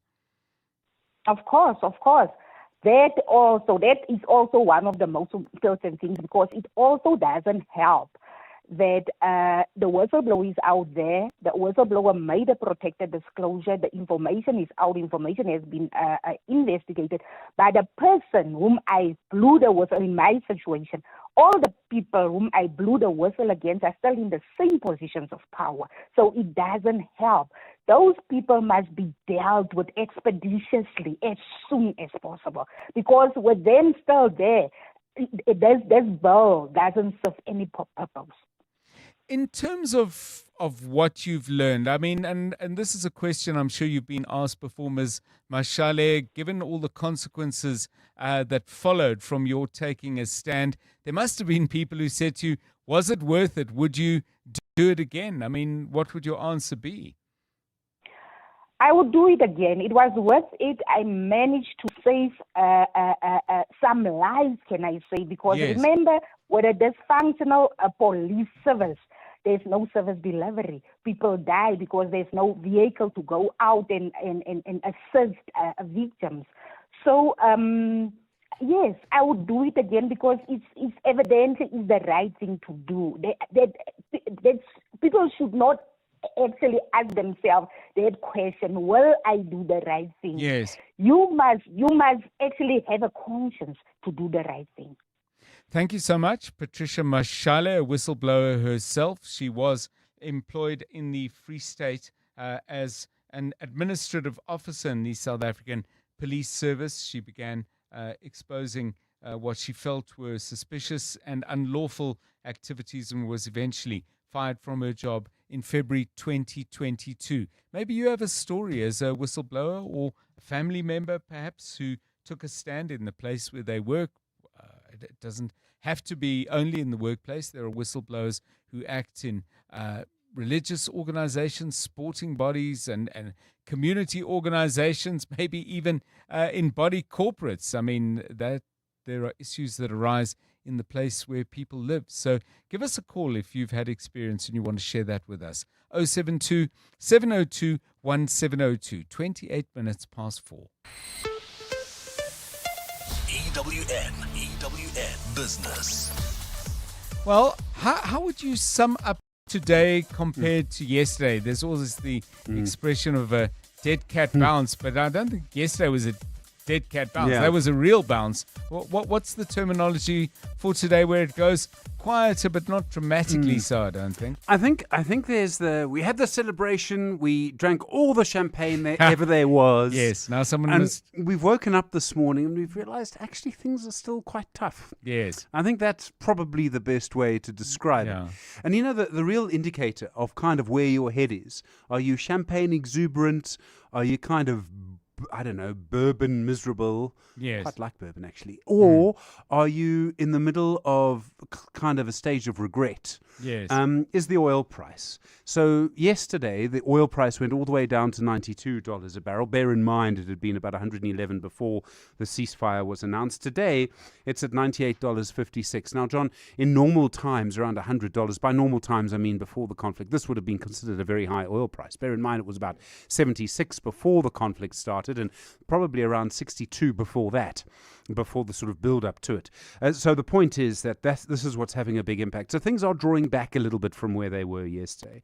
So the All Share, which was very exuberant yesterday, is down 0.84%, 118,524 points. Financials down 1.5%, industrials down 0.64%, resources down 0.5%. And so we see sort of, the typical phrase of people like me use the market looking for direction. So Boxer, for example, is down 2.86%. They were down yesterday as well. First Rand and 91 and one or two of the others of the financial shares are all down. They're down by about 2.8%.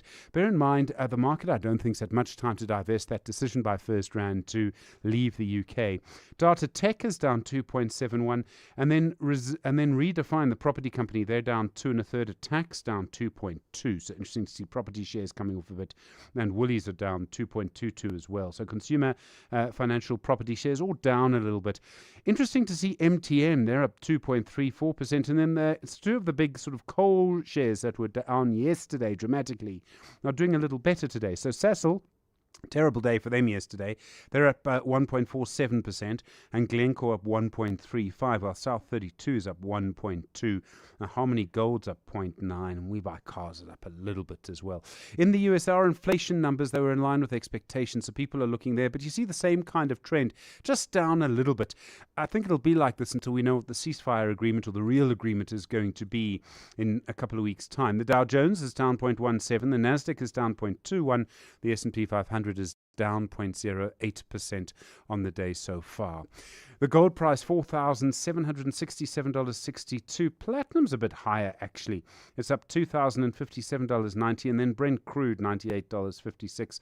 I must say the Rand is holding most of its gains, and that's important for us, particularly with the oil prices as well. So the Rand is at 16.44 to the dollar, 19.19 to the euro, and 22.07 to the British pound. More uncertainty in an hour's time. Stephen Curtis, EWN. Or will there be business? Well, the one certainty is Stephen will be back. Time for the news now with Mbali at Dlamini at 29 minutes to 5. EFF press conference today. What has the leader of that party, Julius Malema, been saying? Well, John, a very good afternoon. EFF leader Julius Malema insists there is nothing sinister about his friendship with Zé Nxumalo. Addressing journalists earlier today, Malema again confirmed knowing the controversial businessman who has been implicated at the Madlanga Commission of Inquiry. The commission recently heard allegations that Nxumalo had unusual access to police documents and pressured authorities to arrest controversial blogger Musa Khawula. It was also revealed that Malema has close links to Nxumalo, raising questions about their friendship. So I know Zé Nxumalo is a child of Professor Nxumalo, who was the founder of the IFP. He was, if I'm not wrong, the first Secretary General of IFP. Malema has denied involvement in any criminal activity. I don't engage in criminal activities. I'm not a criminal. So I will never, that's why I speak freely. None of your politicians can speak the way I speak, because they are told they've got smaller skeletons. I don't have that nonsense.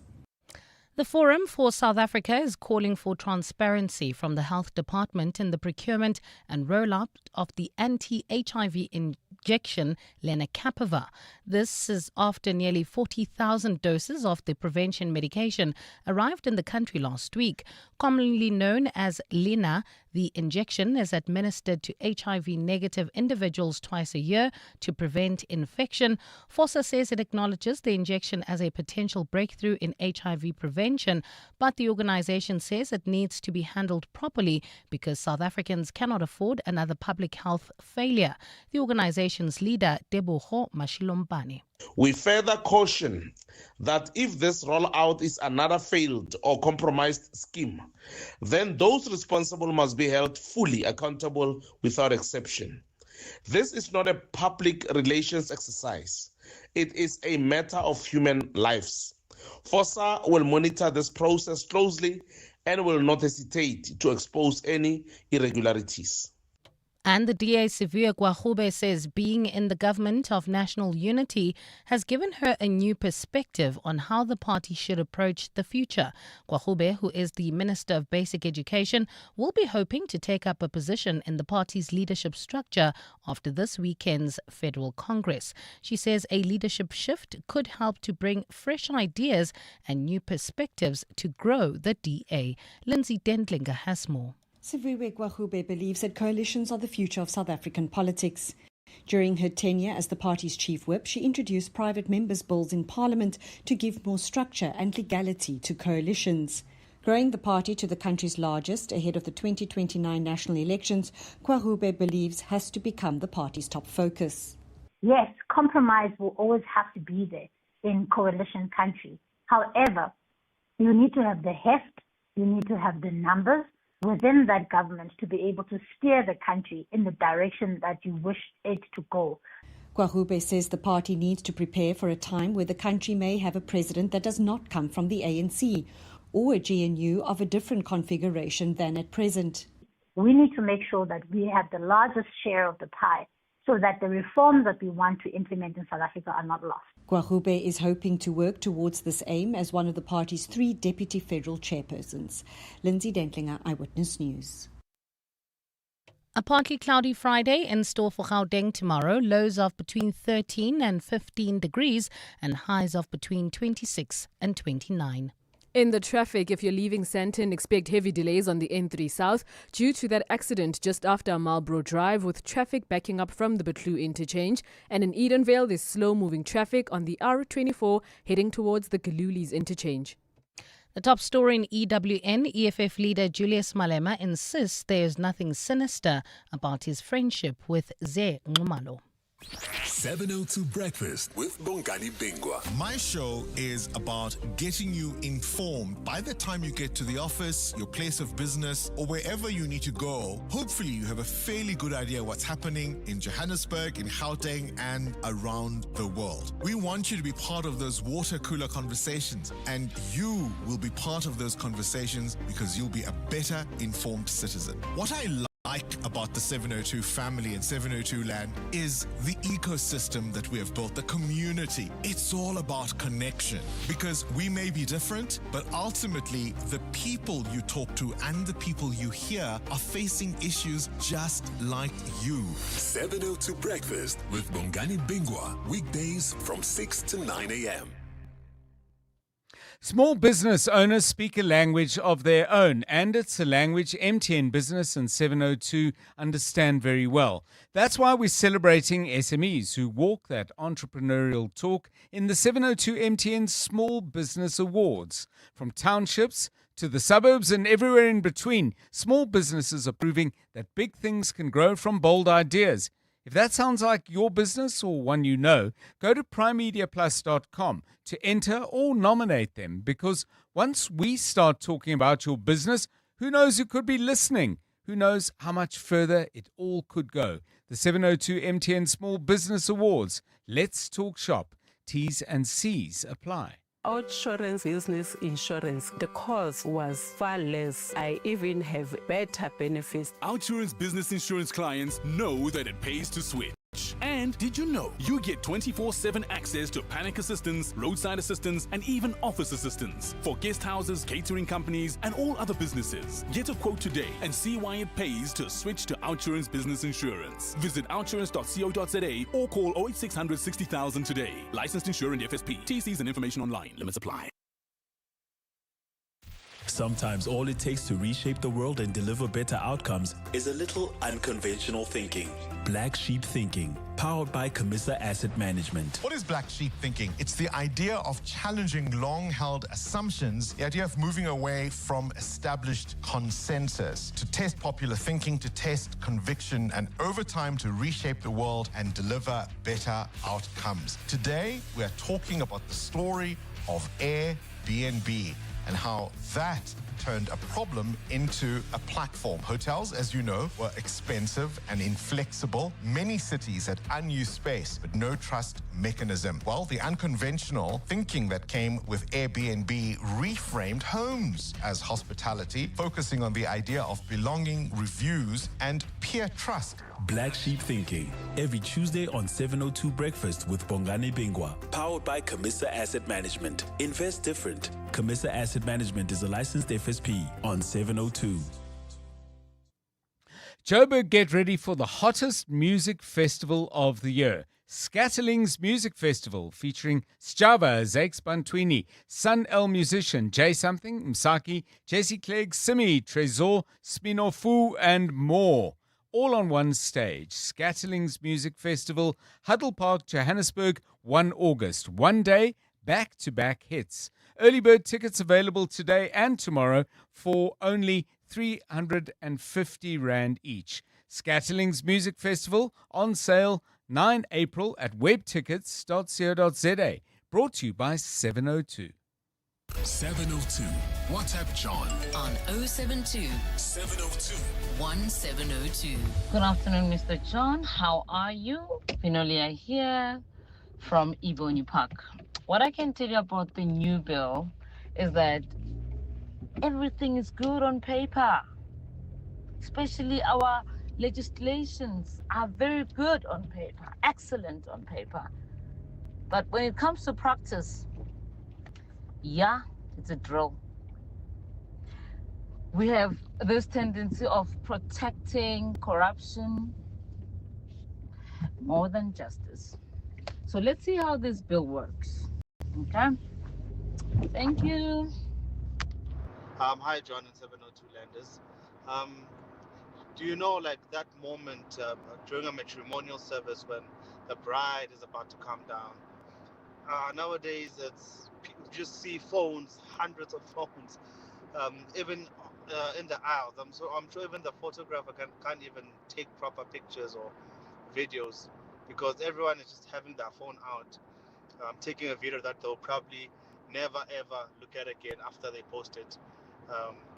But it's irritating and it makes everything look very clumsy and yeah. Yeah, it's very interesting that last message. And by the way, important points raised around the whistleblower legislation. We'll explore some of those in different ways over the next couple of days. Or bill rather, not legislation yet. But Craig makes a similar point on cell phones and says, cell phones are obviously useful and part of daily life, but what really irritates me is how self-absorbed people have become. Everywhere you look, people are taking selfies, filming themselves, and constantly posing for photos. It does make me wonder whether they actually ever go back and look at all those pictures, whether it has just become a habit of documenting themselves. I mean, fair question. Maybe you want to answer, Craig. Do you go back on the pictures that you often end up taking? You may want to respond to the point Craig's making, either in agreement or say, hey, I look at my pictures all the time. I don't know. 18 minutes to 5. EWN Sport. Tola Kele Mganga with the very latest. Lots of, reaction, let's call it that, to Champions League football last night. And Patrice Motsepe has had a few things to say about African football. Over to you. Thanks so much, John. And Arne Slot will be relying on the Anfield factor when Liverpool hosts the second leg of the UEFA Champions League quarter-final against PSG next week. The Reds are 2-0 down after a disappointing showing in the first game, having also failed to register a shot on target. They've now lost 4 consecutive away games in all competitions for the first time since February and April 2012. I was sitting after the away game at Galatasaray in front of most of the same journalists who were also not very positive about our game. And 1 week later at Anfield, we played probably the best game of the season. Our fans do make a big difference for us, but that's also needed because I think it was completely clear today that we need our fans more than ever if we face this Paris Saint-Germain team. Leicester City have lost their appeal against their 6-point deduction for breaching English Football League financial rules. The sanction was imposed in February by an independent commission and saw the Foxes fall from 17th to 20th. However, they've since dropped into the Championship's relegation zone and are a point adrift of safety with 5 games remaining. They were initially charged by the Premier League in May 2025 for breaching profit and sustainability rules relating to the 2023-24 season. At the same time, CAF President Patrice Motsepe has denied suggestions that Morocco have been treated favorably in their appeal process regarding the AFCON 2025 final. On the pitch, Senegal won that game 1-0, but the tournament host then filed an appeal to the continent's football governing body, who then declared them as the winners in the boardroom. Since then, the Senegalese Football Federation have appealed to the Court of Arbitration for Sport to have the final say on who's the rightful champion.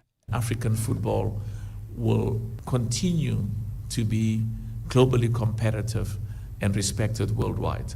The problems and the challenges that we experienced at the final of the AFCON, those issues are in front of CAS, and whatever decision comes out of CAS, we will all respect. We will respect as CAF, and we will implement. And Tyson Fury wants to fight Anthony Joshua in a long-awaited Battle of Britain. That's if he wins his comeback fight against Aslanbek Makhmudov on Saturday. Fury has come out of retirement for the 5th time in his career to get back into the ring at the Tottenham Hotspur Stadium and has already said who he wants to take on next. He hasn't fought since losing to reigning world champion Alexander Usyk back in December 2024, while Joshua's last fight was in December last year against Jake Paul. Tolagele Mganga, Eyewitness News Sport. EWN Traffic. The latest from the roads now at 4:45. What do you need to avoid? What do you need to know about? Here is Khumotso Munyai once again. Thank you, John. So brace yourself for those peak time delays on the M1 South from Oxford Road towards the Crown Interchange. Also allow extra time for peak time delays in Protea Glen on the N12 as you head towards the R558. If you are leaving Sandton, there's traffic pressure on the N3 North as you head towards Midrand from the Batlu Interchange to Olifantsfontein Road. And heading south, expect heavy congestion on the N3 with queues stretching from the Batlu Interchange to Linksfield Road. If you are leaving Sandton as well, remember that there was a shootout earlier on Catherine Street just before Greyston Drive. And as an alternative, please consider using Rivonia Road, Oxford Road or West Street as alternative routes. Lastly, please also note that there are some faulty traffic lights in 4 ways at Winnie Mandela and Monte Casino, in Midrand at Old Pretoria Road and Olifantsfontein Road, causing heavy delays, but pointsmen are on duty, so don't you worry much. If you come across any other traffic on your side, you know what to do. 072-702-1702. There's more EWN on air, online, and on the EWN app. Calling all small business owners. It's the 702 MTN Small Business Awards. Enter now on Prime Media Plus. Let's talk shop. You're with John Perlman on 702. Going to switch to something different. We've been talking a little bit about cell phone usage, and I've got something else on my mind that I'm going to share with colleagues and, of course, with you. But one more on cell phones. And Nicole, I think, makes a really good point, but also raises, I think, some questions. Here she is. Any kind of theatre performance, whether it be a school or a professional stage production, there is nothing more distracting than a bright screen in the dimmed lights. Watch the children. Watch the trained performers. They worked hard to put on the show. I couldn't disagree with you, Nicole, except I've got grandchildren in New York and I've got grandchildren in Cape Town, and every once in a while we get footage of them, and there's always a note that says they're 3 rows from the back. They're the kid with a purple fish in their hand or whatever it might be.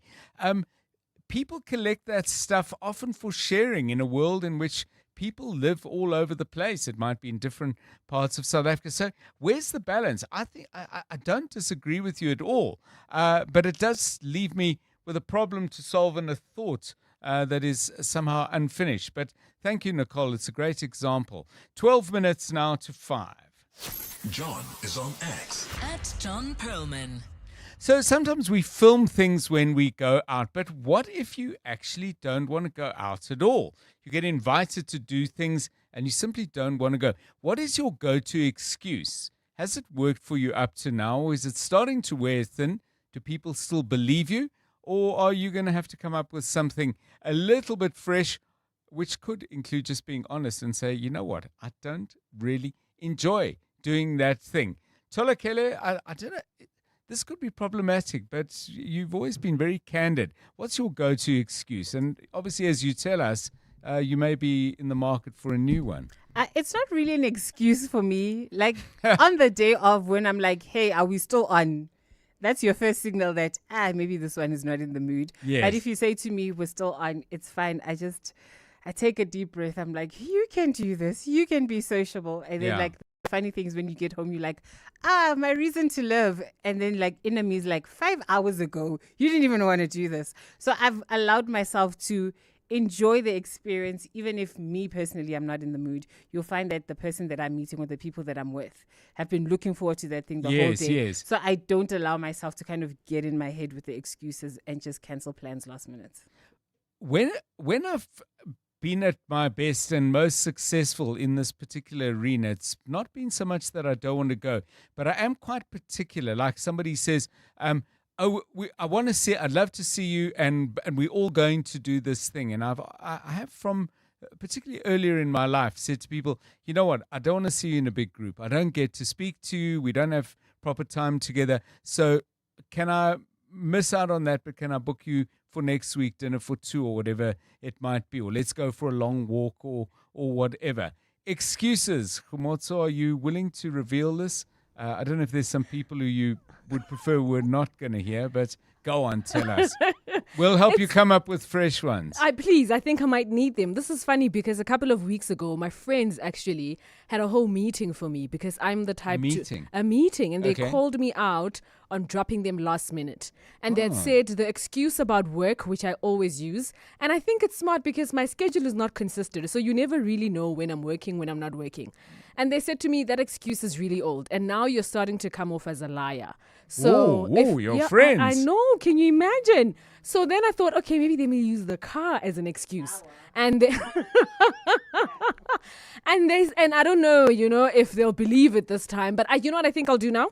I'll be honest. I'll tell them, I don't want to see you in a crowded place, or I don't want to see you in this instant. Let me just, together. Are you just using John's excuse? I'm just wondering, have your friends been watching the Madlanga Commission? I mean, okay, we come there, you put your case, then we narrow down the corners, and but how did you feel afterwards? Did you feel uncomfortable? But I'm very glad we did that. I felt terrible. I felt so terrible. But I thought, you know what? Let me be accountable. Let me try. I'm in my trying era. Yeah. Wish Anyway, Khumotso's friends, she is at work now. She is. We have evidence because we've got a traffic report coming up. Thanks for that. Okay, well, your stories, please. Excuses. Give us a ring on 011 883 0702 072 702 1702. Time to talk a little bit about DIY and the DIY that maybe you shouldn't do for yourself. 702 Drive. It's 8 minutes now to 5. John Perlman On 702. 3 to 6 p.m. Well, it's very clear from sales that the DIY home improvement, the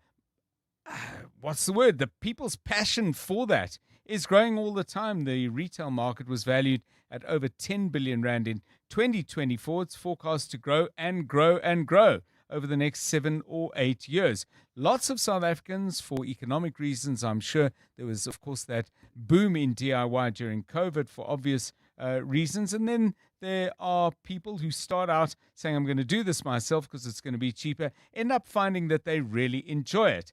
But there are DIY projects that do carry a greater level of risk, particularly when electrical work is involved. And to talk about this, we're joined now by Connie Jonker, who is the technical lead at the company Safe House. Mr. Jonker, welcome. It's good to have you with us on the show.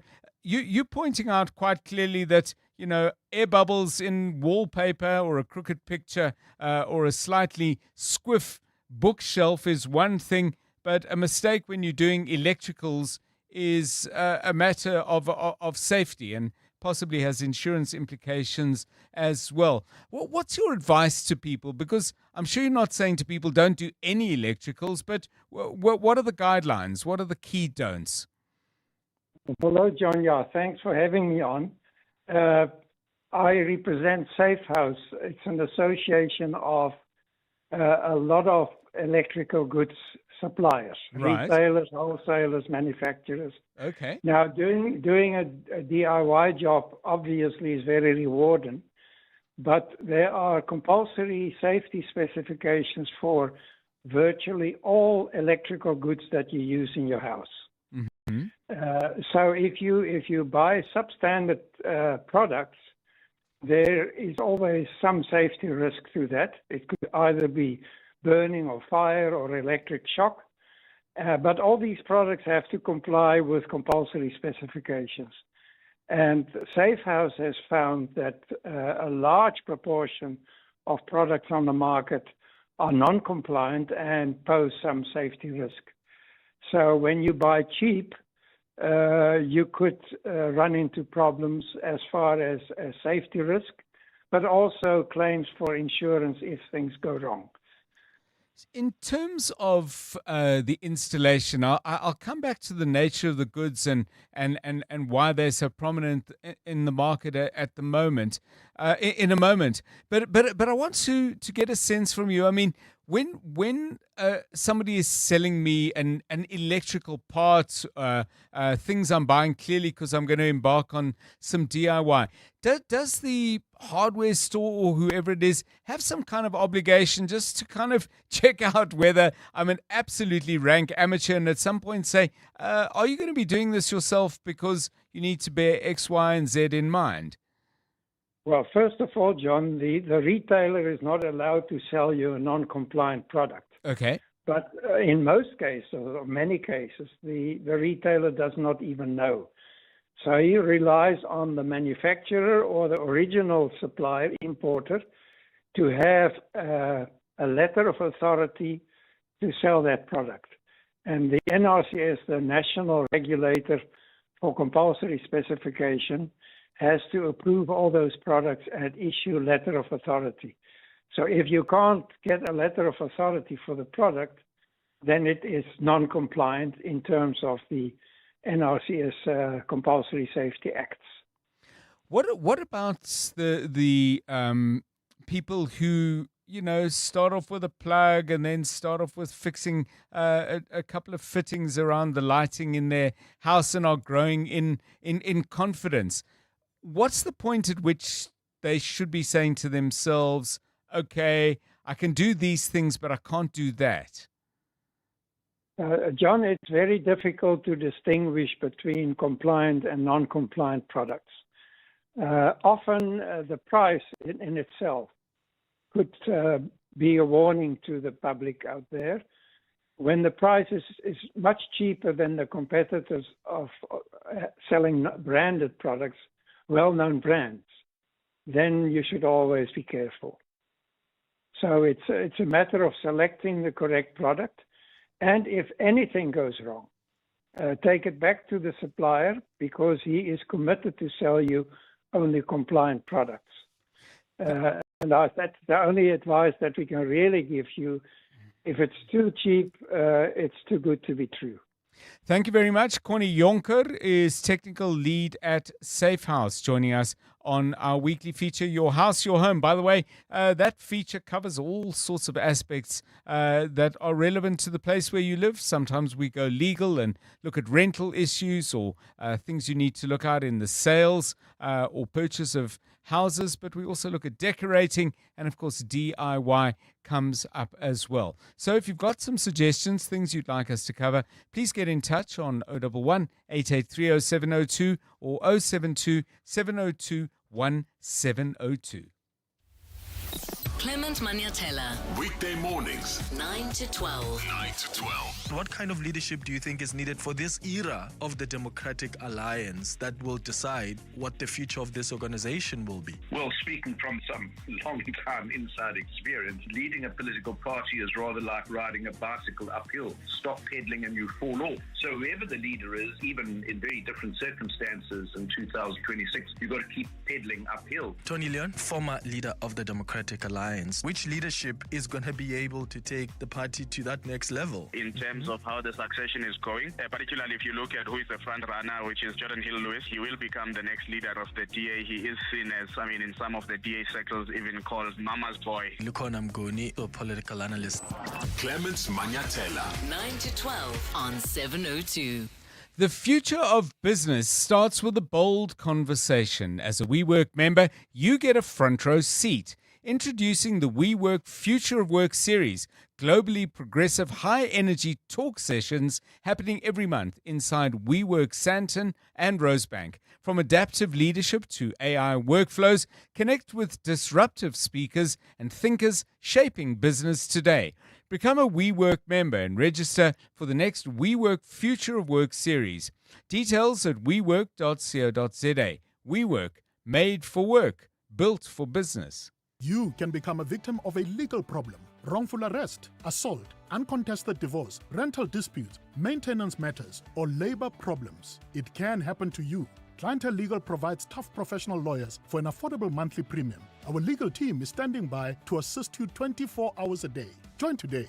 SMS Legal to 48721. That's legal to 48721. Clientele General is an authorized FSP and licensed non-life insurer. T's and C's online. Standard rates apply.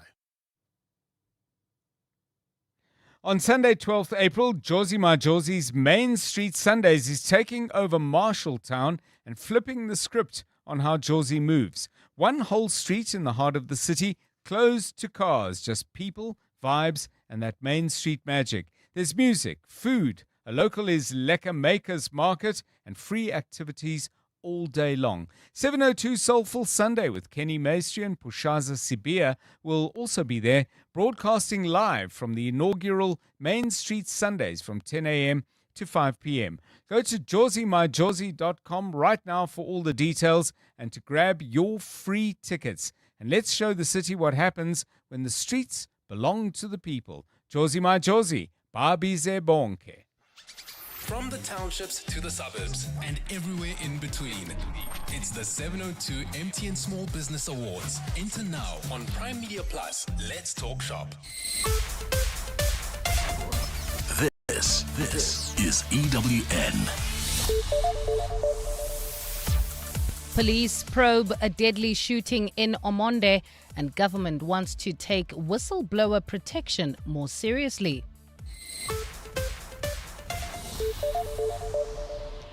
Good afternoon, I'm Bali Dlamini. Police are on the scene of a deadly shooting in Omonde in the south of Johannesburg this afternoon. 2 people have died and another 2 have been rushed to hospital with serious injuries. While details are sketchy at this stage, it's believed that the incident involved 3 cars.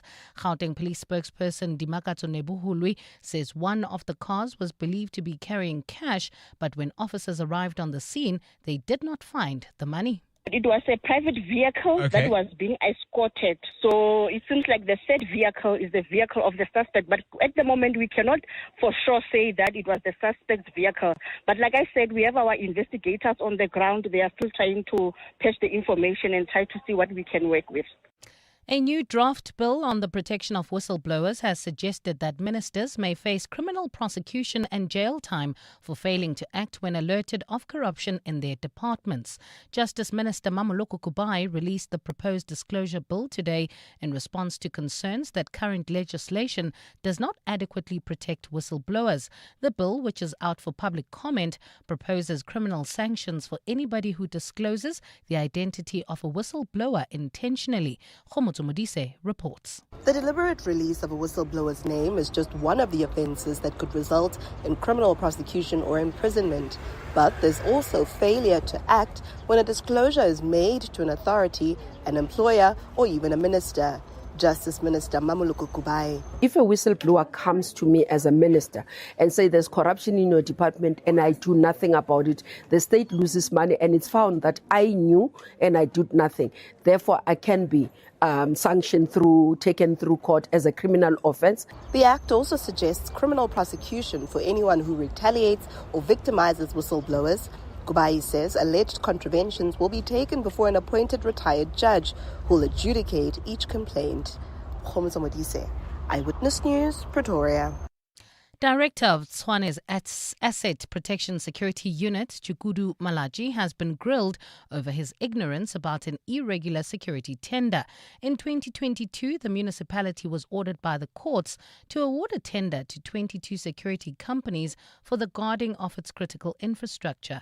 The tender has become a bone of contention at the Madlanga Commission, with allegations it was awarded to politically connected companies and massively exceeded its allocated budget due to abuse. Tabiso Koba reports. The security tender in question was recommended for cancellation by two different bid evaluation committees. This is due to the fact that the tender documents were moved from a designated storage facility, and when they were returned, some documents were missing. Chukudu Malaji, who served on the committee and is the director of the Asset Protection Security Unit, says he didn't know about the missing documents. I can assure the commissioner and this commission, from the beginning to the end, we never had a situation where there was a complaint to the effect that documents were tampered with and so forth and so on. However, Commission Chairperson Mbuyiseli Madlanga says this is difficult to understand. I find it very, very strange that when you were so intimately, so closely involved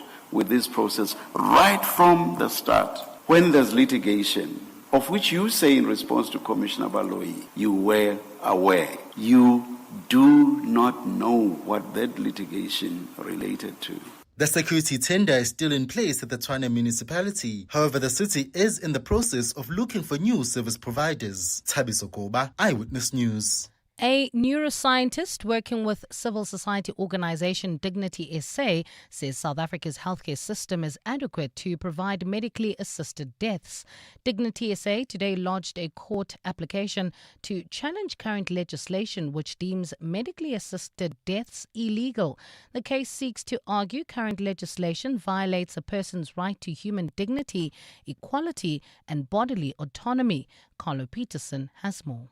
Neuroscientist Professor Joseph Raimondo joined Dignity SA today at the Desmond Tutu Centre in Cape Town to support its case for medically assisted deaths. He says many people with terminal illness struggle a great deal of suffering. We have huge problems in this country with access to important services like palliative care, which can allow people to die natural deaths, greatly relieving suffering. Raimondo says even with palliative care, some people suffer greatly. So if our case is successful, we believe our healthcare system can allow all South Africans to have a whole number of choices that enable them to die beautiful, dignified deaths in the way they choose. Dignity SA is asking Parliament to develop new legislation within 24 months to place assisted dying in the palliative care system.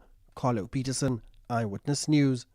And Italian Prime Minister Giorgia Meloni has urged the European Union to consider temporarily suspending its strict spending rules. Meloni says this may be necessary if the war in the Middle East and the resulting energy shock worsen. He made the call while addressing Parliament earlier today. EU members are bound by spending rules obligating them to keep the public deficit below 3% of economic output and debt at 60% of GDP. But the EU can suspend the rules in exceptional circumstances. Tensions have been high in the Middle East since February when the US and Israel attacked Iran. Gold is trading at $4,742.65 an ounce. The rand is at 16.45 to the dollar, 22.06 to the pound, 19.22 to the euro, and Brent crude oil is at $97.95 a barrel. In the traffic, if you're leaving Sandton, there's traffic pressure on the N3 North as you head towards Midrand from the Batlu interchange to Olifantsfontein Road. And in Hermanstad, there's traffic pressure as well on Eskom-Patlela Drive between the R80 and Boom Street. In your sports, Arne Slot hoping Anfield factor can help Liverpool overturn the UEFA Champions League tie against PSG. Patrice Motsepe says CAF will respect CAF's ruling regarding AFCON 2025 final. And Tyson Fury targets a Battle of Britain bout against Anthony Joshua. A partly cloudy Friday in store for Gauteng tomorrow. Johannesburg drops to overnight lows of 13 degrees, peaking at 27. Pretoria 14 and 29, and Vereeniging 15 and 26 degrees. The top story in EWN this hour: police are on the scene of a deadly shooting in Omonde, south of Joburg, where 2 people have died. EWN, in touch, in tune, and independent. For the latest, visit ewn.co.za or download the EWN app. From the townships to the suburbs and everywhere in between. It's the 702 MTN Small Business Awards. Enter now on Prime Media Plus. Let's talk shop. 702. Drive home with John Perlman John Perlman, 3 to 6 p.m. on 92.7 and 106 FM. Let's walk the talk. 702 Drive, it's 9 minutes past 5. Coming up on the show, we're going to be dealing with one of those stories that has just been in Mbali Dlamini's bulletin there. Lots of very interesting conversation taking shape, and I think many of you will have views on this. The challenge launched, the legal challenge launched by the organization Dignity SA in regard to the current legal prohibition on any kind of assistance for people who, for reasons, want to end their lives. Assisted dying is the general term for it. We'll talk to Professor Willem Landman. He's the chair and co-founder of Dignity SA. That's coming up in a moment. A couple of you have already expressed your views on this issue. Keep those coming, please, on 072 702 1702. And later in this half hour, we'll be joined by Home Affairs Minister Leon Schreiber. Over the last 2 years, government has deported 110,000 illegal immigrants from the country. The questions, amongst many, that I would like to put to the minister is, how many of those people, and I don't expect obviously that we would know on an individual basis, but do they accept that many of those people will come back and find their way back into the country? And if so, is there perhaps another way of doing this? All of that and more coming up on 702 Drive. It's 10 minutes past 5. 702. WhatsApp John on 072 702 1702. Hi, this is John Clark. I've been providing psychosocial support as a social worker to whistleblowers for the last 5-6 years. Very encouraged to see this legislation finally out for public comment. However, we need to be very vigilant that defeat does not get snatched from the jaws of victory. We've got to be especially vigilant now, because you can be sure that the corrupt are not going to be happy with the fact that whistleblowers get any sort of protection, and I believe have been deliberately working to undermine the process for this long period of time. So we mustn't lose our vigilance, and we've also got to make sure that the immediate requirements of protection are met. Every day I worry about what's going to be happening to the people that have come to me to ask for help, and it's just intolerable. And we need to have something from the state that gives interim protection. Hey, John. Well, when it comes to the DIY stuff, well, electrical DIY, it's a no-go for me. I stay far clear from the DB box, changing of cables. I'm quite cautious when it comes to the changing of plugs at the end of the day, but the major things I refer to the experts who went to school, studied to do that. Me, I stay far away for the sake of my safety. Thanks for those voice notes. Keep them coming. 072 702 1702. Prof. Willem Landman with us in a moment. But let's just make sure that if you're heading home, you're heading down a road that is not going to make you mad with frustration. It's 12 minutes past 5. EWN Traffic. This EWN Traffic is brought to you by Outsurance. SMS the word out to 45142 now, and you could save on car insurance. If you don't, ask them for 500 Rand. Khomotso, how are we looking? Thank you, John. We'll start in the east of Johannesburg. You can expect heavy congestion on the N3 South, with traffic backing up from the Batlu interchange to the Galulis interchange, and it is due to an accident right at Vincent Shabalala Road. If you are leaving Sandton, there's traffic pressure on the N3 North as you head towards Midrand, also from the Batlu interchange, but to Oliphantfontein. And also remember those peak time delays on the M1 South from Oxford Road Road towards the Crown Interchange. In the capital city in Hermanstad, traffic is backed up on Eskambahlele Drive between the R80 and Broom Street, and in Equestria, traffic is sluggish on Solomon Mahlangu Drive between Linwood Road and Bronkhorstspruit. If you come across any other traffic on your side, likewise, please do send us a tweet or send us a WhatsApp on X. Send us a tweet on X at EWN Traffic, and the WhatsApp line is 072-702-1702. There's more EWN on air, online, and on the EWN app. Sitting in a traffic jam is as much fun as standing in the longest queue at the department only for the computer to be offline. Why today? Well, fortunately, the OUTsurance pointsmen are on the roads, easing traffic congestion so everyone gets where they need to be, quickly and safely. They've been doing it for the past 20 years. With OUTsurance, you really always get something out. In proud partnership with 702, show them some love online using #PointsmenLove, licensed insurer and FSP. The Clement Manyatela Show on 702. The Clement Manyatela Show is about everything. It's about current affairs, family matters, the work environment, your health and wellness, relationship and sex issues that couples face. It's about learning, helping each other, healing, teaching. It's about life in essence. What I like about the 702 family and 702 land is that we are quite intentional about doing life together. We're always pulling through for each other, learning from each other, always teaching each other. We're not scared to disagree, but also we're brave enough to be vulnerable with each other. We just care about each other, and I think that is priceless. The Clement Manyatela Show, weekdays from 9 to 12 p.m. You're with John Perlman on 702. Let's walk the talk. Right, let's focus on that issue that I highlighted a few moments ago. The organization Dignity SA is going to the High Court in Pretoria. In fact, they filed an application on Wednesday. They're looking to have laws that currently criminalize medically assisted dying declared unconstitutional and invalid. Let's find out their arguments then in support of the application. We're joined by Professor Willem Landman, who is chairperson and co-founder of Dignity SA. Prof, welcome and thanks very much for giving us your time. What is the problem, the reality that you're looking to address with this High Court application? Good day to you. Good day, John, and thank you for the opportunity. It very simply boils down to this, that there are individuals in our society who are either terminally ill or have an irremediable condition that comes with suffering that is intractable and unbearable.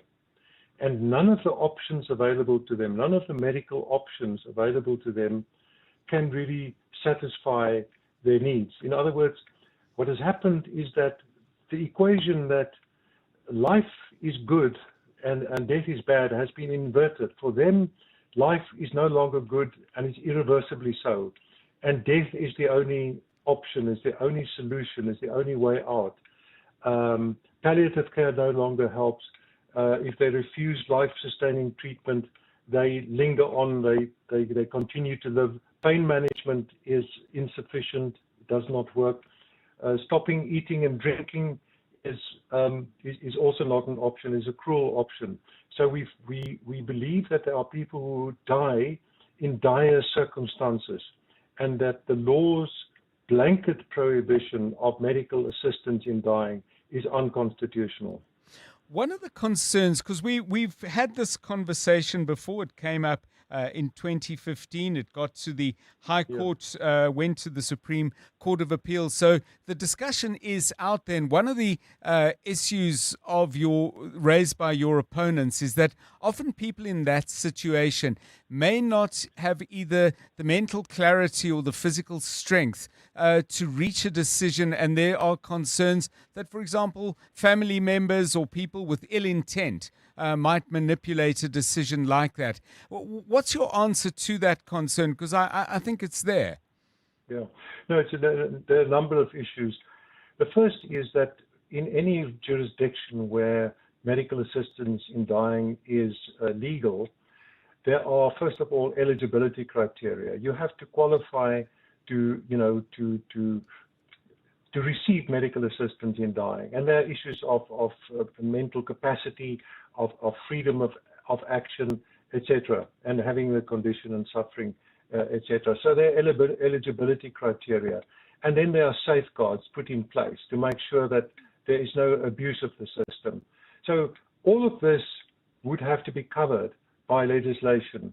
If the court instructs Parliament to write a law, this will have to be addressed in a way that is appropriate for South Africa.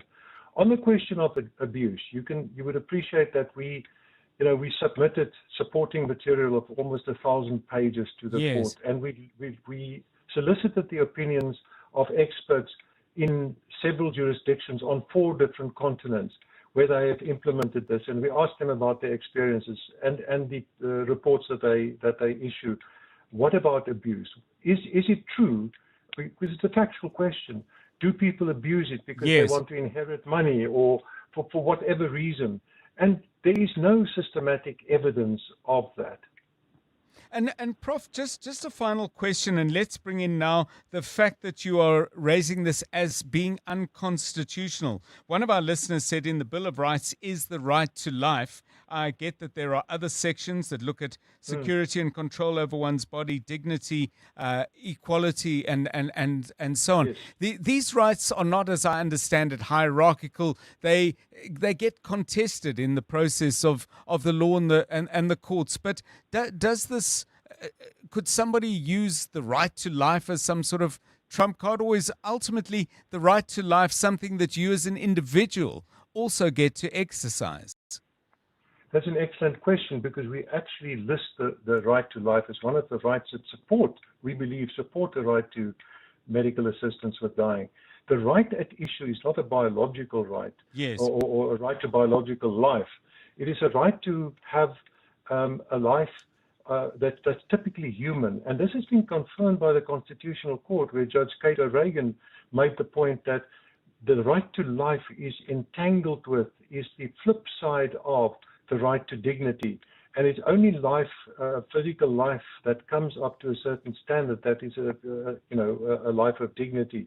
So it's an involved argument, John, but one of the arguments we put forward is that the right to life actually supports our claim, together with, and you talk about a hierarchy. The interesting thing is Judge Larry Ackerman in a seminal book on the Constitution said that the right to dignity is actually the lodestar of the Constitution, that it actually gives meaning to all the other rights that flow from it. And the right to life is not the fundamental, but the right to dignity is the fundamental right. Thank you so much. Professor Willem Landman, chairperson and co-founder of Dignity SA.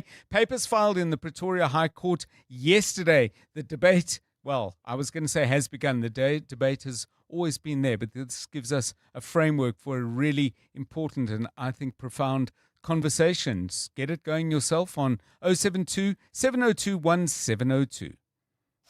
John is on X at John Perlman. So a story that really caught my eye, good piece in the Citizen by their journalist Faisal Patel, capturing some data that has been shared by the Department of Home Affairs, noting that nearly 110,000 illegal immigrants have been deported from South Africa to their home countries over the past 2 financial years. There's been an exponential increase in this process, but it does raise questions, I think, about the effectiveness of this step. Here to engage with them is Minister of Home Affairs, Dr. Leon Schreiber, joining us on 702 Drive. Minister, welcome and thanks very much for giving us your time. The cost, obviously, I would assume, of all of this is enormous. Do you have any sense, though, as to whether and perhaps even what proportion of these people simply, slowly but inexorably make their way back to South Africa and you actually have to do it all over again? Good evening, John, and good evening to the listeners. Well, I think to answer the question, we just have to take a step back and say, firstly, we have allowed a problem to fester for far too long, that we have far too many people in South Africa illegally and undocumented, and that is something that we have to deal with in all its different facets. So I think deportations is one important facet. As you mentioned, we've really ratcheted up the effectiveness of the deportation drive, 110,000 people in about 2 years. That's 46% more than the previous sort of annual performance. And actually important to understand, this puts us ahead of countries like France and Germany combined. Yes. So South Africa is one of now, with more focus on this, one of the biggest implementers of deportations in the world.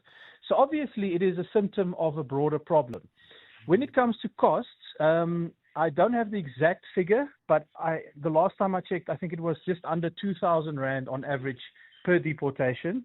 So it's not cheap, it's not free.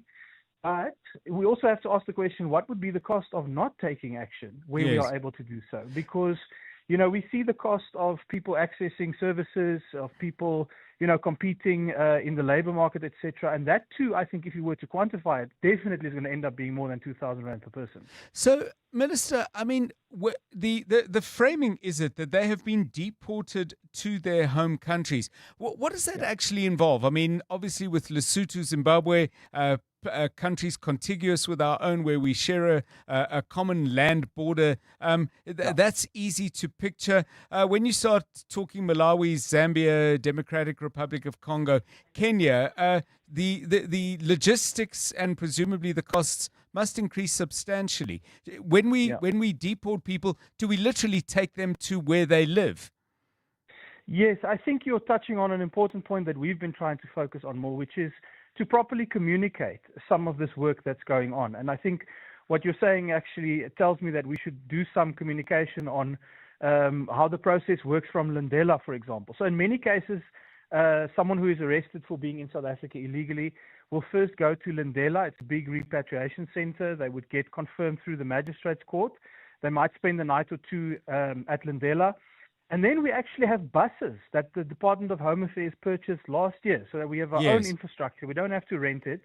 And these buses run, I want to say, around the clock. And they go as far as Malawi. So it's exactly to bring down costs that we have brought in some of these tools. And these are literally deportation buses, giant vehicles filled with people who then get transported back to the countries they come from. You're right, we do have some cases where people would even have to be flown out. Yes. But that is obviously more expensive, but they are comparatively fewer to the cases where we actually use the buses. Now, again, if you just think about the scale of this operation, I mean, we as Home Affairs would always insist that we need more resources, then we could do more. But I think if you look at the scale of what we're doing here, the key point is that South Africa is slowly but surely and on a very focused way dealing with this problem more and more than we have in recent years, and in a more systematic way is the key point, I think. So, I mean, your ministry has not shrunk from acknowledging corruption within your ranks. I'm going to give you a summarized version of a message from one of our listeners, Dion. He says, a man employed for 15 years to be a caretaker at our church had an issue with his passport, arrested, taken to court and scheduled to be deported to Malawi. Then unfolds a story where he asks his employers to send him 2,000 Rand. Home Affairs drop him off. Obviously, there's a corrupt transaction taking place where they pocket the 2,000.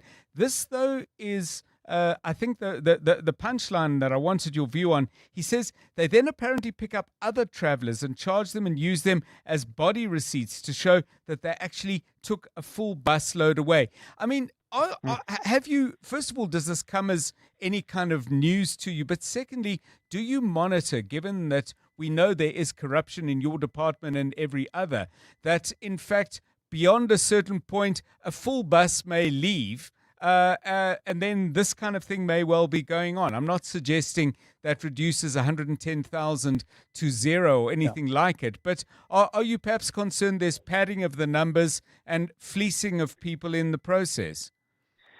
Well, let me start by saying, I mean, we released the interim report from the Special Investigating Unit earlier this year, which looked into corruption in the immigration space, broadly speaking. So I think the first thing that we should say is exposure of these kinds of things is at a level we haven't seen before. We've dismissed 50 officials as a result of that work, many more disciplinaries going on, but clearly in the example you described, there's more work to do. I want to also just say, if we look at this past year, I mean, we had a very tough conversation internally about the audit outcomes that Home Affairs has been producing over the years. And we are working in a very focused way to improve audit outcomes. And one of the key things that we are now auditing more effectively is the deportation process. Because exactly as you say, you have to be able to prove that you arrested someone, that the right person got on the bus, and that they actually left on the other side of this journey. So we are working to bolster that system. It will take time, as you say. These aren't new practices. Yes. But I think in general, being clear-eyed about it, being absolutely unafraid to expose where these things happen, and then systematically intervening, whether it's disciplinary matters or auditing standards, those kind of things, we are focusing on all of those. So it is a journey. I would be very interested if you are able to share that particular case with me so that we can follow up. But the general point, and I mean, I often am out there myself. Even this morning we were out in Sandton doing one of these operations. So I do try to see for myself, and I can confirm there is a lot of good work happening as well, which is where most of these numbers come from. Thank you very much. Leon Schreiber, Minister of Home Affairs, 29 minutes past 5. EWN Business. Stephen Curtis, very good afternoon to you once again. You said, what did you say? You're going to come back with more uncertainty. More tales of uncertainty. More uncertainty. Well, the one certainty is you're going to be on the Money Show between 6 and 8 as you are on every week. A lot can still happen. No. You'll be there. You're going to tell us about that, but first, the market review. Indeed, John, good afternoon. So, market's really uncertain about what's happening in the Middle East, as I think we kind of all are, really. The biggest factor in that is the oil price, and we've seen it steadily rise up. It's literally a few cents now below $100. Wouldn't be surprised if it goes up. And this is the problem, is that, yes, there was the popping of champagne corks yesterday at the announcement of the ceasefire, but now when you consider what needs to happen for this to turn into a proper truce. And then also, John, I'm sure Israel's intense bombing of Lebanon is not helping, because it looks, the sort of speculation, I suppose, is that Israel is trying to end the ceasefire and sort of drag Iran back into an open conflict.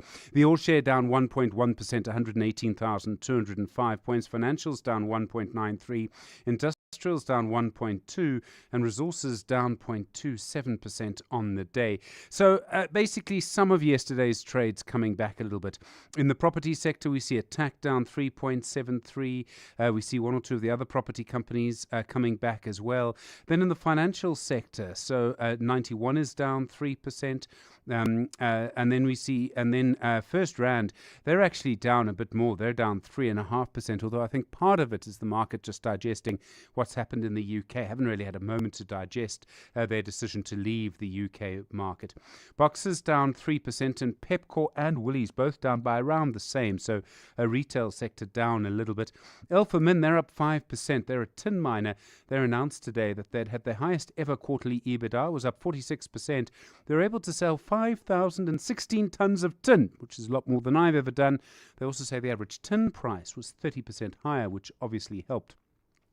Sasol up 1.69%, and that's, of course, slightly higher oil prices. Glencore also coming off yesterday's lows. They're up 1%. And MTN's up 1.66%, and Optasia up 1.32%. Kind of similar picture in the US, John. Markets looking for direction, and kind of flat would be charitable. They're down on the day so far. The Dow Jones is down 0.28%. The Nasdaq is down 0.09%. The S&P 500 is down 0.13% on the day. Looking at the gold price, it has actually held up today. It's $4,764.60. Platinum, $2,061. And Brent crude, $99.39. The rand to the dollar, 16.43 to the euro, 19.21 to the British pound, at 22.05. So on the Money Show, John, with the Gauteng Investment Conference underway, we thought a good moment to look at the economy of Gauteng, how it's changed over the last few years. Also the steel industry. Now, parts of the steel industry oppose tariffs on steel. I thought that was interesting. We'll talk to them tonight.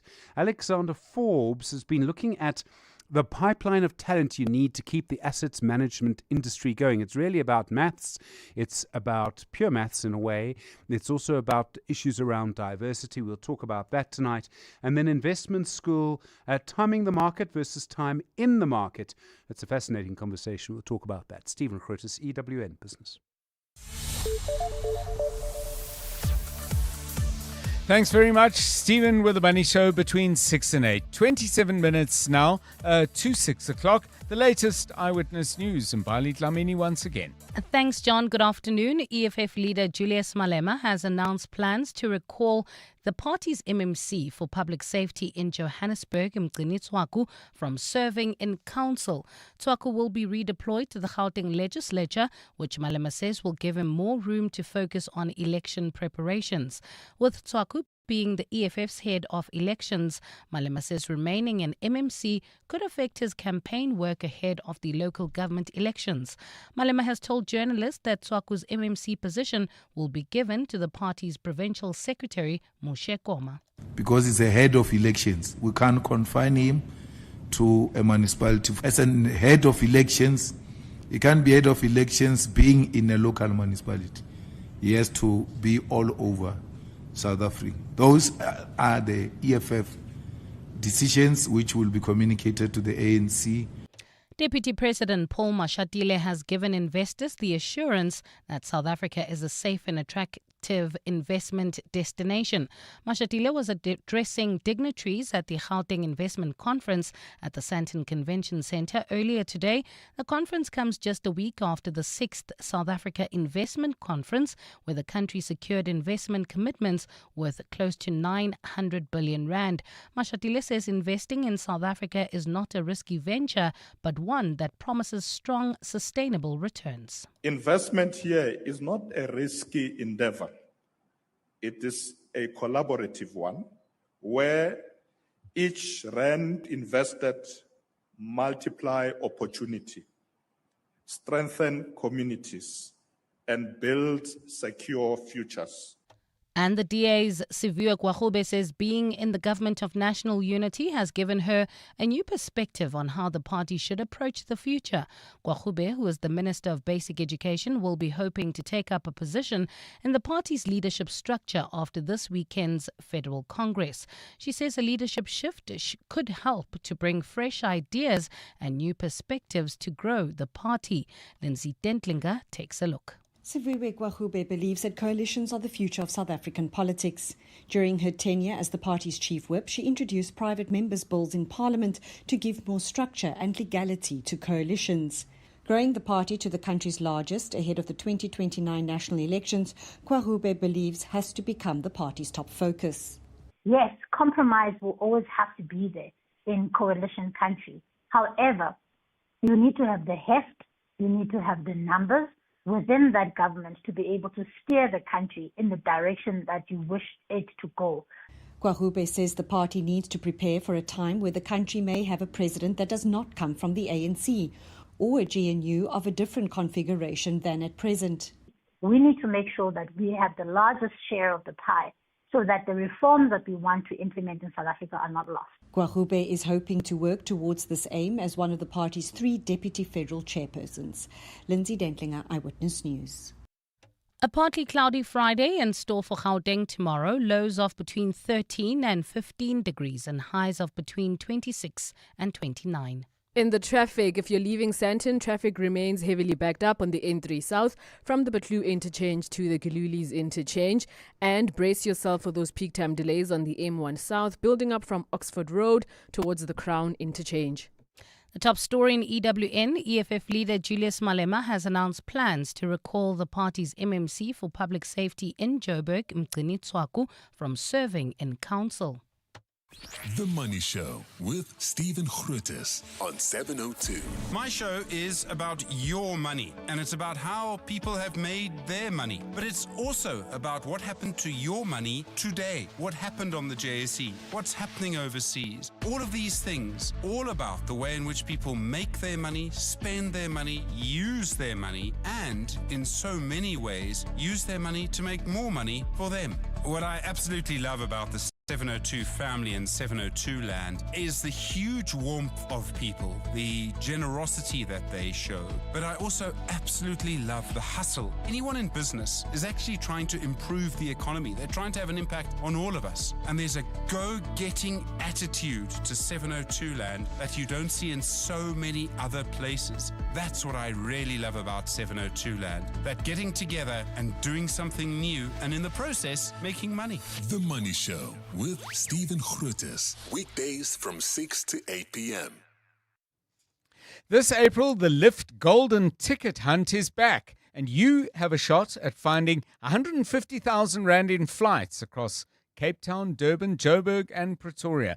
Clues drop exclusively on Lyft's socials, so you'll need to be quick. Watch closely, figure it out, and race to the location. Plus, every Friday, there's a digital ticket to be found, giving everybody a chance to play along. To join the hunt, visit lift.co.za. Follow the clues and get cracking. T's and C's apply. The pain of losing a loved one is never easy. It will leave you feeling overwhelmed. At Clientele, we understand that burying loved ones with dignity truly matters. Our funeral plans pay out cash within just 24 hours, and you receive 200 Rand airtime when you claim to make those important calls. Plus, we cover up to 13 people on one plan. SMS funeral to 31586. That's 31586. Clientele Life is an authorized FSP and licensed life insurer. T's and C's online. Standard rates apply. Running a business from a portable hard drive? First, you must find the thing somewhere among your invoices. The same invoices that are supposed to be on it. Then you have to twist the cable just the right way for it to work. And if it crashes, maybe from that virus of Y2K, everything crashes with it. Still storing your business data on a hard drive? Upgrade to secure, reliable cloud storage from MTN. Let's talk shop. Visit mtn.co.za/business on MTN Store. MTN Business, Africa's leading enabler of connectivity and converged solutions. The water crisis in South Africa is no secret. But on the 19th of April, a concert for water at Nyrox Sculpture Park reflects on the urgencies and shared entanglements which connect and sustain us through water, essential for life. Musically created by DJ Bob, artists present a program selected and composed for the concert, including Paul Hanma, Thandi Ntuli, Yonela Mnana, and others, with a resident grand piano in the Nyrox Gardens. Limited tickets are available from nyroxarts.com. Nyrox is a private not-for-profit foundation to benefit the arts. All income is used to maintain the grounds, the artist residency program, and artist support. EWN Sport. Back to the world of sport we go. Back we go into the company of Tolakele Mganga Masters getting underway today. Absolutely, John. And in a first round update from Augusta, it's been a great start for Tommy Fleetwood, who followed up a birdie on 2 with another on the 3rd as he completed his hat trick on the 4th. That puts him level with playing partner Patrick Reed at the top of the leaderboard on 3 under.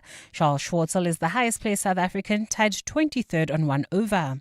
In football, the action in Europe tonight turns to the Europa League, where there are 4 first-leg quarterfinals to look forward to. Aston Villa take on Bologna, looking to cement their growing reputation in continental competitions, having advanced to the last 8 for the 3rd straight year.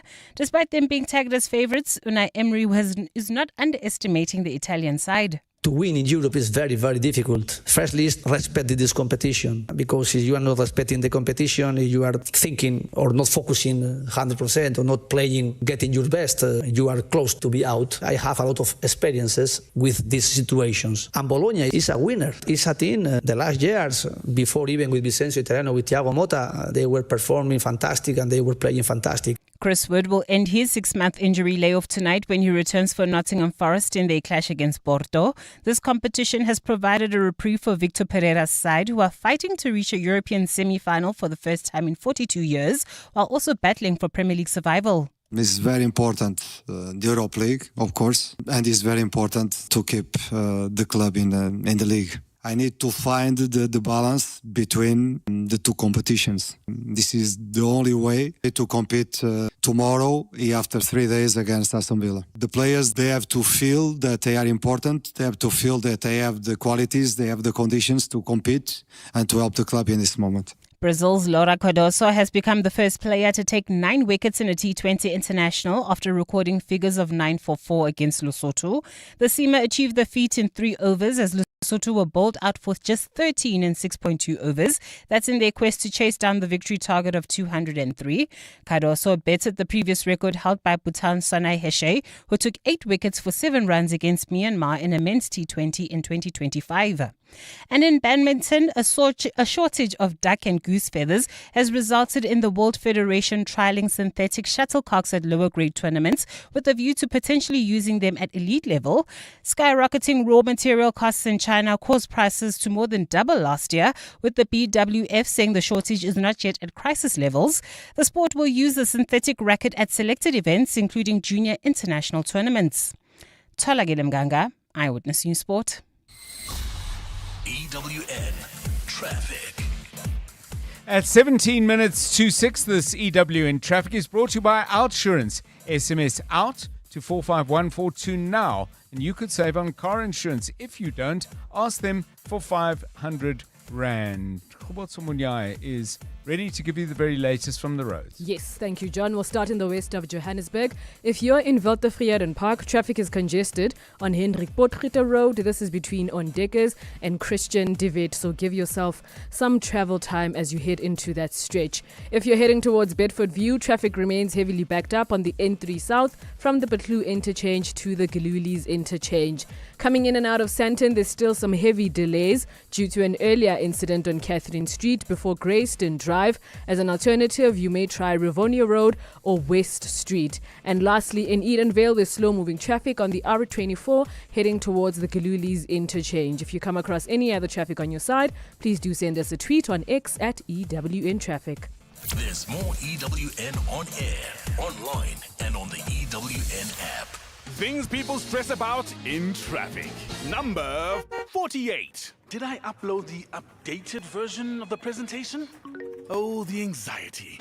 Well, with the Outsurance Pointsmen on your route, at least the traffic is one less thing to stress about. The Outsurance Pointsmen have been easing traffic congestion so we all get to where we need to be quickly and safely for the past 20 years. With Outsurance, you really always get something out. In partnership with 702, Outsurance is a licensed insurer and FSP. Calling all small business owners. It's the 702 MTN Small Business Awards. Enter now on Prime Media Plus. Let's talk shop.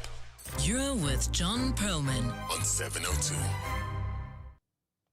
Okay, we're coming up now for 5:45. Hope you've got a great Thursday evening lined up. Shorter week, but still, it's always nice to get closer to the weekend. So, some music to send you on your way at the end of the show. Stephen Curtis, of course, coming up with a money show between 6 and 8. We often talk about music. We don't often talk about lyrics, and we thought we'd focus on that today because I'm not sure whether you pay close attention to the lyrics of songs or as you're enjoying it, it's mainly the music that carries you to that point of deep pleasure that music so often gives us and takes us to. But we thought we'd ask you today, what is your best all-time song lyric? Do you even have one? I'm struggling a little bit. There's sort of little passages in songs that I like, but I called for some help, and Rifue Litsua is here to give us her best and favorite song lyric. What you got? Good afternoon, John, and to the rest of the 702 family. Lyrics are number one for me. I don't care whether the beat is vibing. Really? It's the lyrics. What are you saying to me? Because I feel like music speaks to the soul. Yes. Right? So there's a song I really love. I think it's romantic because I'm a romantic at heart. It's called Brown Skin by India Ari, right? Okay. So my favorite part of it, it's like 3 lines. It says, skin so brown, lips so round. Baby, how can I be down? This is my favorite part. It says, beautiful mahogany, you make me feel like a queen. And then she echoes that. And I just think, oh, beautiful. Give me the song title again. Brown Skin. By India Ari. Okay. Absolutely. So we're going to have a listen to that. And while you are listening, send us your favorite lyrics. Give us the name of the song. If you can, just let us know where in the song it is. I mean, we could probably check it out because you can always Google lyrics. But any way you can help us, we'd like to not only share the lyrics, but actually share you the sound of the lyrics being performed. Your favorite song lyrics. 072 702 1702. Here's some inspiration. Here's India Ari. Skin so brown, lips so round, baby, how can I be down?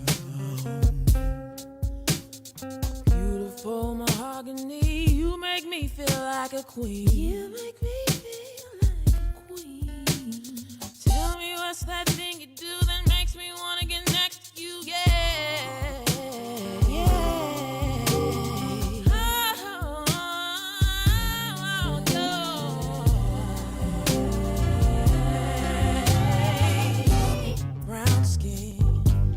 You know I love your brown skin. I can't tell where yours begin. I can't tell where mine. Brown skin up against my brown. Brown Skin by India Ari as we go in search of the very, very best. Well, not necessarily the very best, just your favorite song lyrics. Send them to us on 072 702 1702 and 011 883 0702. 12 minutes to 6. The Aubrey Masangu Show on 702. I cover on my show issues of advisory, whether it is legal matters, whether it is financial matters. I cover day-to-day issues as far as current affairs are concerned. I cover the politics of the day and how we as South Africans are interpreting them. My listener is a curious 702 lander. They want to know what are the backstories, the stories behind what we are hearing on the airwaves. They want to understand what drives the different issues that have us talking. What I love about the 702 family and 702 land is the fact that we have 702 landers who are responsive, who are present, who care about their communities and who want to know how they can be a part of the process of making our areas better, but also our country better. And that for me is a great privilege. I am totally indebted to the providence out there to be talking to these people on a daily basis. The Aubrey Masangu Show, weekdays from 8 to midnight. In the last 24 hours, this is what's happened in your world. EFF leader Julius Malema insists there is nothing sinister about his friendship with Ze Ngumalo. Addressing journalists earlier today, Malema again confirmed knowing the controversial businessman who has been implicated at the Madlanga Commission of Inquiry. The commission recently heard allegations that Ngumalo had unusual access to police documents and pressured authorities to arrest controversial blogger Musa Kaula. I don't engage in criminal activities. I'm not a criminal. That's why I speak freely. None of your politicians can speak the way I speak because they are told they've got Smalanyana skeletons. I don't have that nonsense. EWN, in touch, in tune, and independent. 702. WhatsApp John on 072 702 1702. Good evening, John. I hope you're having a very splendid evening. I would say for me personally, a song that I sit down and listen to and think, wow, this song has very significant lyrics. Like it's composed in a way that is very unorthodox, but when you listen to it, is magnificent. It has very important lyrics. It's a song by Kendrick Lamar from his album Damn. It's titled Fear. It is a very, very beautiful song. Hi, John and team. Hope you guys are well. It's V from Greenstone. Lyrics that I really love is from the very young UB40. The song is called Many Rivers to Cross. The lyrics are absolutely fantastic. Cheers and God bless.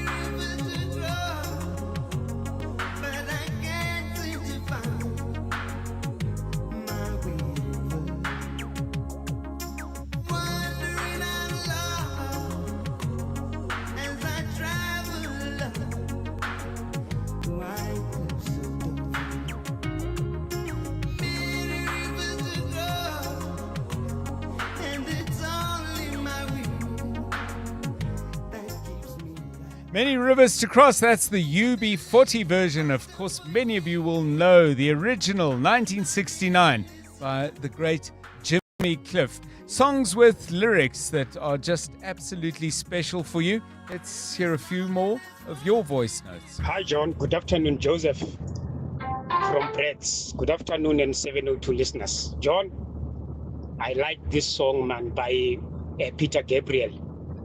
Heroes. It's just that I can't sing. You can be my hero just for one day. Thanks, John. Hello, John Jablan from Whiteville in Pinoy. For me, the favorite lyrics, I took it from the movie. I think it was Mr. and Mrs. Smith. I like those lyrics. I think it's Making Love Out of Nothing by Supply or something like that. But I like that part. Making love out of nothing at all. I don't know how to sing. Thank you, Mr. John.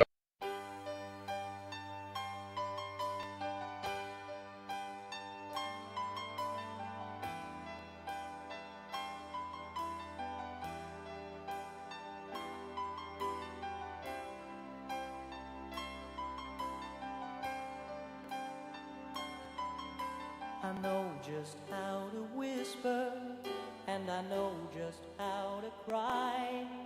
I know just where to find the answers, and I know just how to lie. I know just how to fake it, and I know just how to scheme.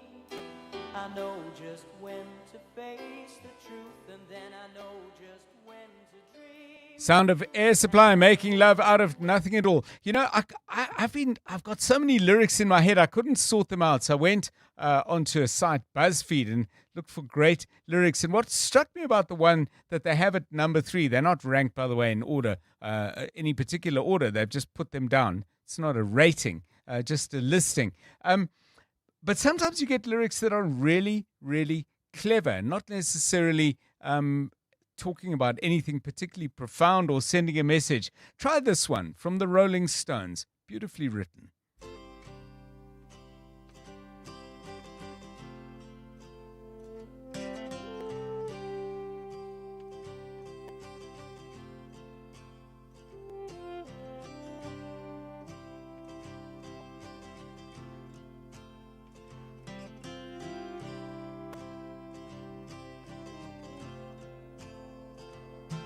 I saw her today at the reception, a glass of wine in her hand. I knew she was gonna meet her connection. At her feet was a footloose man. You can't always get what you want. You can't always get what you want. You can't always get what you want. But if you try sometimes, you might find you get what you need. You can't always get what you want, but if you try sometimes, you just might find you get what you need. Yep, Mick Jagger does it way better than me, but I'm just making clear. That was the lyric I particularly like. Let's go back to your voice notes. Hello, Tate John and the Radio 702 family. My favorite song with lyrics is Michael Jackson, Man in the Mirror. I like the part that says, Man in the mirror. I'm talking to the man in the mirror, asking him to make a change, to make the world a better place. So if you want to take the world and make it a better place, you gotta change. Thank you. Favorite song lyric is from Paul Simon's Graceland. I think it comes after the first chorus, just before the second one. And it says, forgive my voice. She says, losing love's like there's a window in my heart. Everybody sees you're blown apart. And everybody sees the wind blow. Ooh, ooh, ooh, I'm going to Graceland, Graceland to Memphis, Tennessee. Good Good afternoon, Tate John and 702 listeners. For me, the lyrics that stands the test of time is by the artist called Buju Banton. The song is Untold Stories. Buju Banton. Thank you. While I'm living, thanks I'll be giving. The most high, no?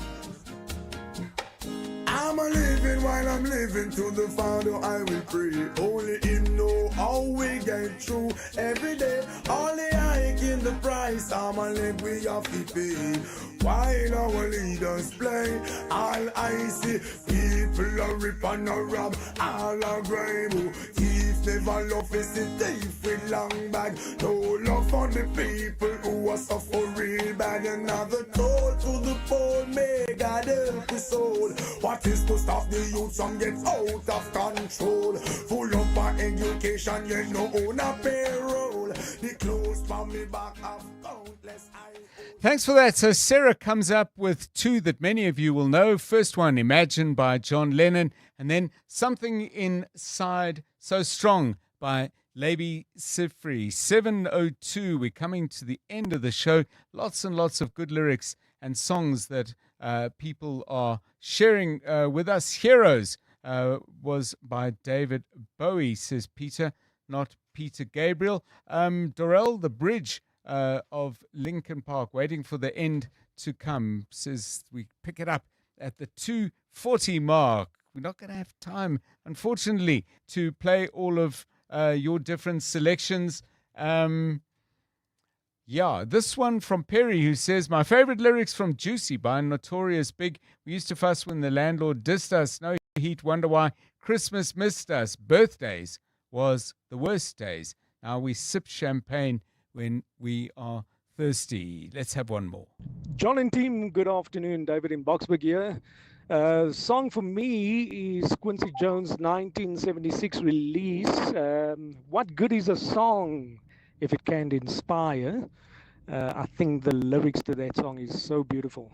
Another one is Larry Graham's One in a Million, especially the first two verses before the chorus.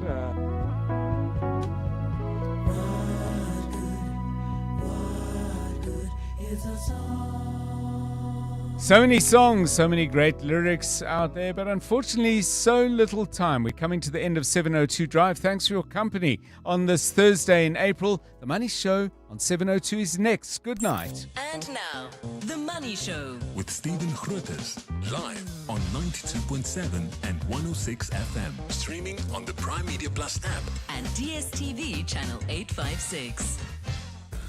The Money Show with Stephen Grootes is brought to you by ABSA Sponsorships, proud sponsor of the ABSA Cape Epic, celebrating 20 years of taking it to the trails. ABSA is a registered FSP. Good evening on your Money Show tonight. As the province of Gauteng hosts its big investment conference, is it still driving the South African economy, and what's holding it back? The steel construction industry tells authorities tariffs on steel imports would be counterproductive. We'll examine how you shop and how price has suddenly become so much more important. The people who fix your car after a prang, they'll explain tonight why more complicated cars are putting their industry in danger. And in investment school this evening,